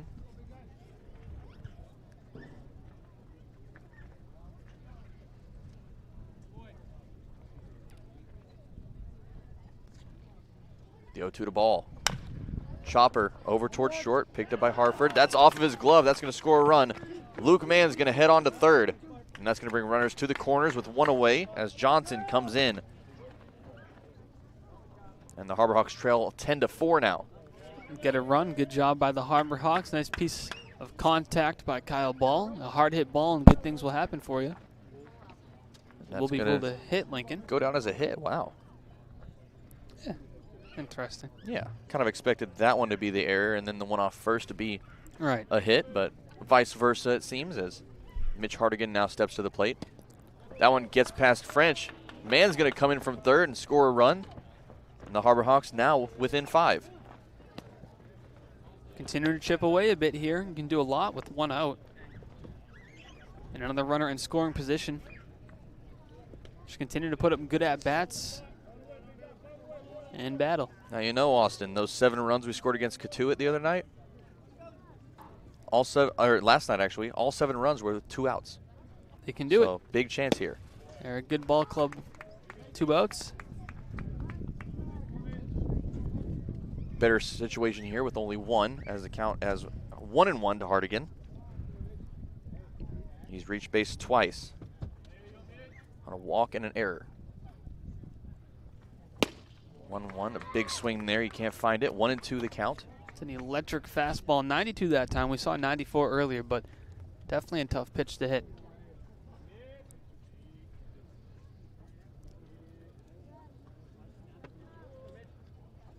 This is going to be Joey Raffelli on deck as the 1-2. High fastball swung on and missed from Hardigan.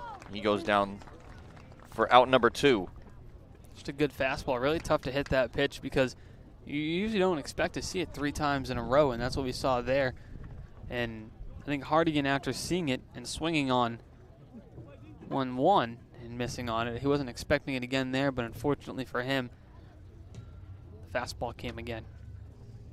Joey Raffelli getting his first appearance of the night. He came in to catch for that bottom of the 8th. As he faces a 1-0 count. Pitch from Wells comes in, swung on and missed, bringing the count even at 1. It's a healthy swing. A little bit behind the fastball. Very big swing. We've seen some power from him, and his very first at bat with the Harbor Hawks, he sent one about a mile, and it was way foul, but it was a very well hit ball as the 1-1 comes in. Checks his swing, but a called strike anyway, brings the count to 1-2 now. Harbor Hawks down to their final strike. You need to keep this inning going here, and it starts with Raffelli. As the 1-2 from Wells comes in. Swing on and miss. Levi Wells ends up striking out the side. Harbor Hawks score 2 more, but it's not enough to come back as the Commodores take their first win against the Harbor Hawks at Guv Fuller Field this season, winning 10-5. And Austin, after an eventful past couple of games, things just didn't go right for the Harbor Hawks on the offensive side. We got some hits together, but unfortunately it wasn't enough to match the Commodores tonight. Yeah, I think offensively they were fine tonight. 5 runs, 9 hits. You can win a lot of ball games with those numbers, but unfortunately the Commodores scoring 10 runs, you're not going to win many ball games if you allow 10 runs. And unfortunately for the Harbor Hawks, the offense can't score double digits every night.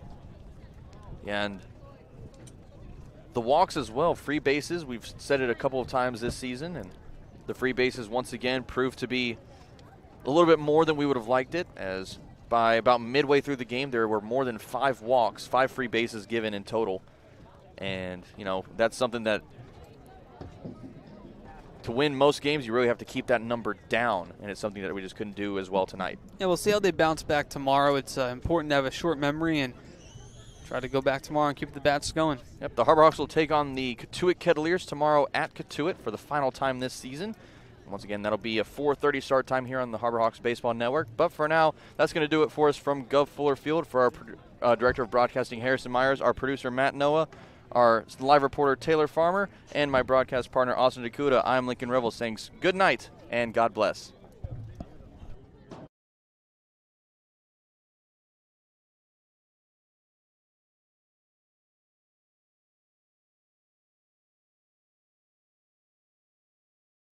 Hits that ball well to right field. It is Adios, high, amigo. It is far, and it is gone. Holy cow. Zane Harris crushed that one. A long drive towards right center field, and it's gone in the trees. Hit from Braithwaite. Swung on and missed, and the ball game is over. The Harbor Hawks have defeated the Cotuit Kettleers.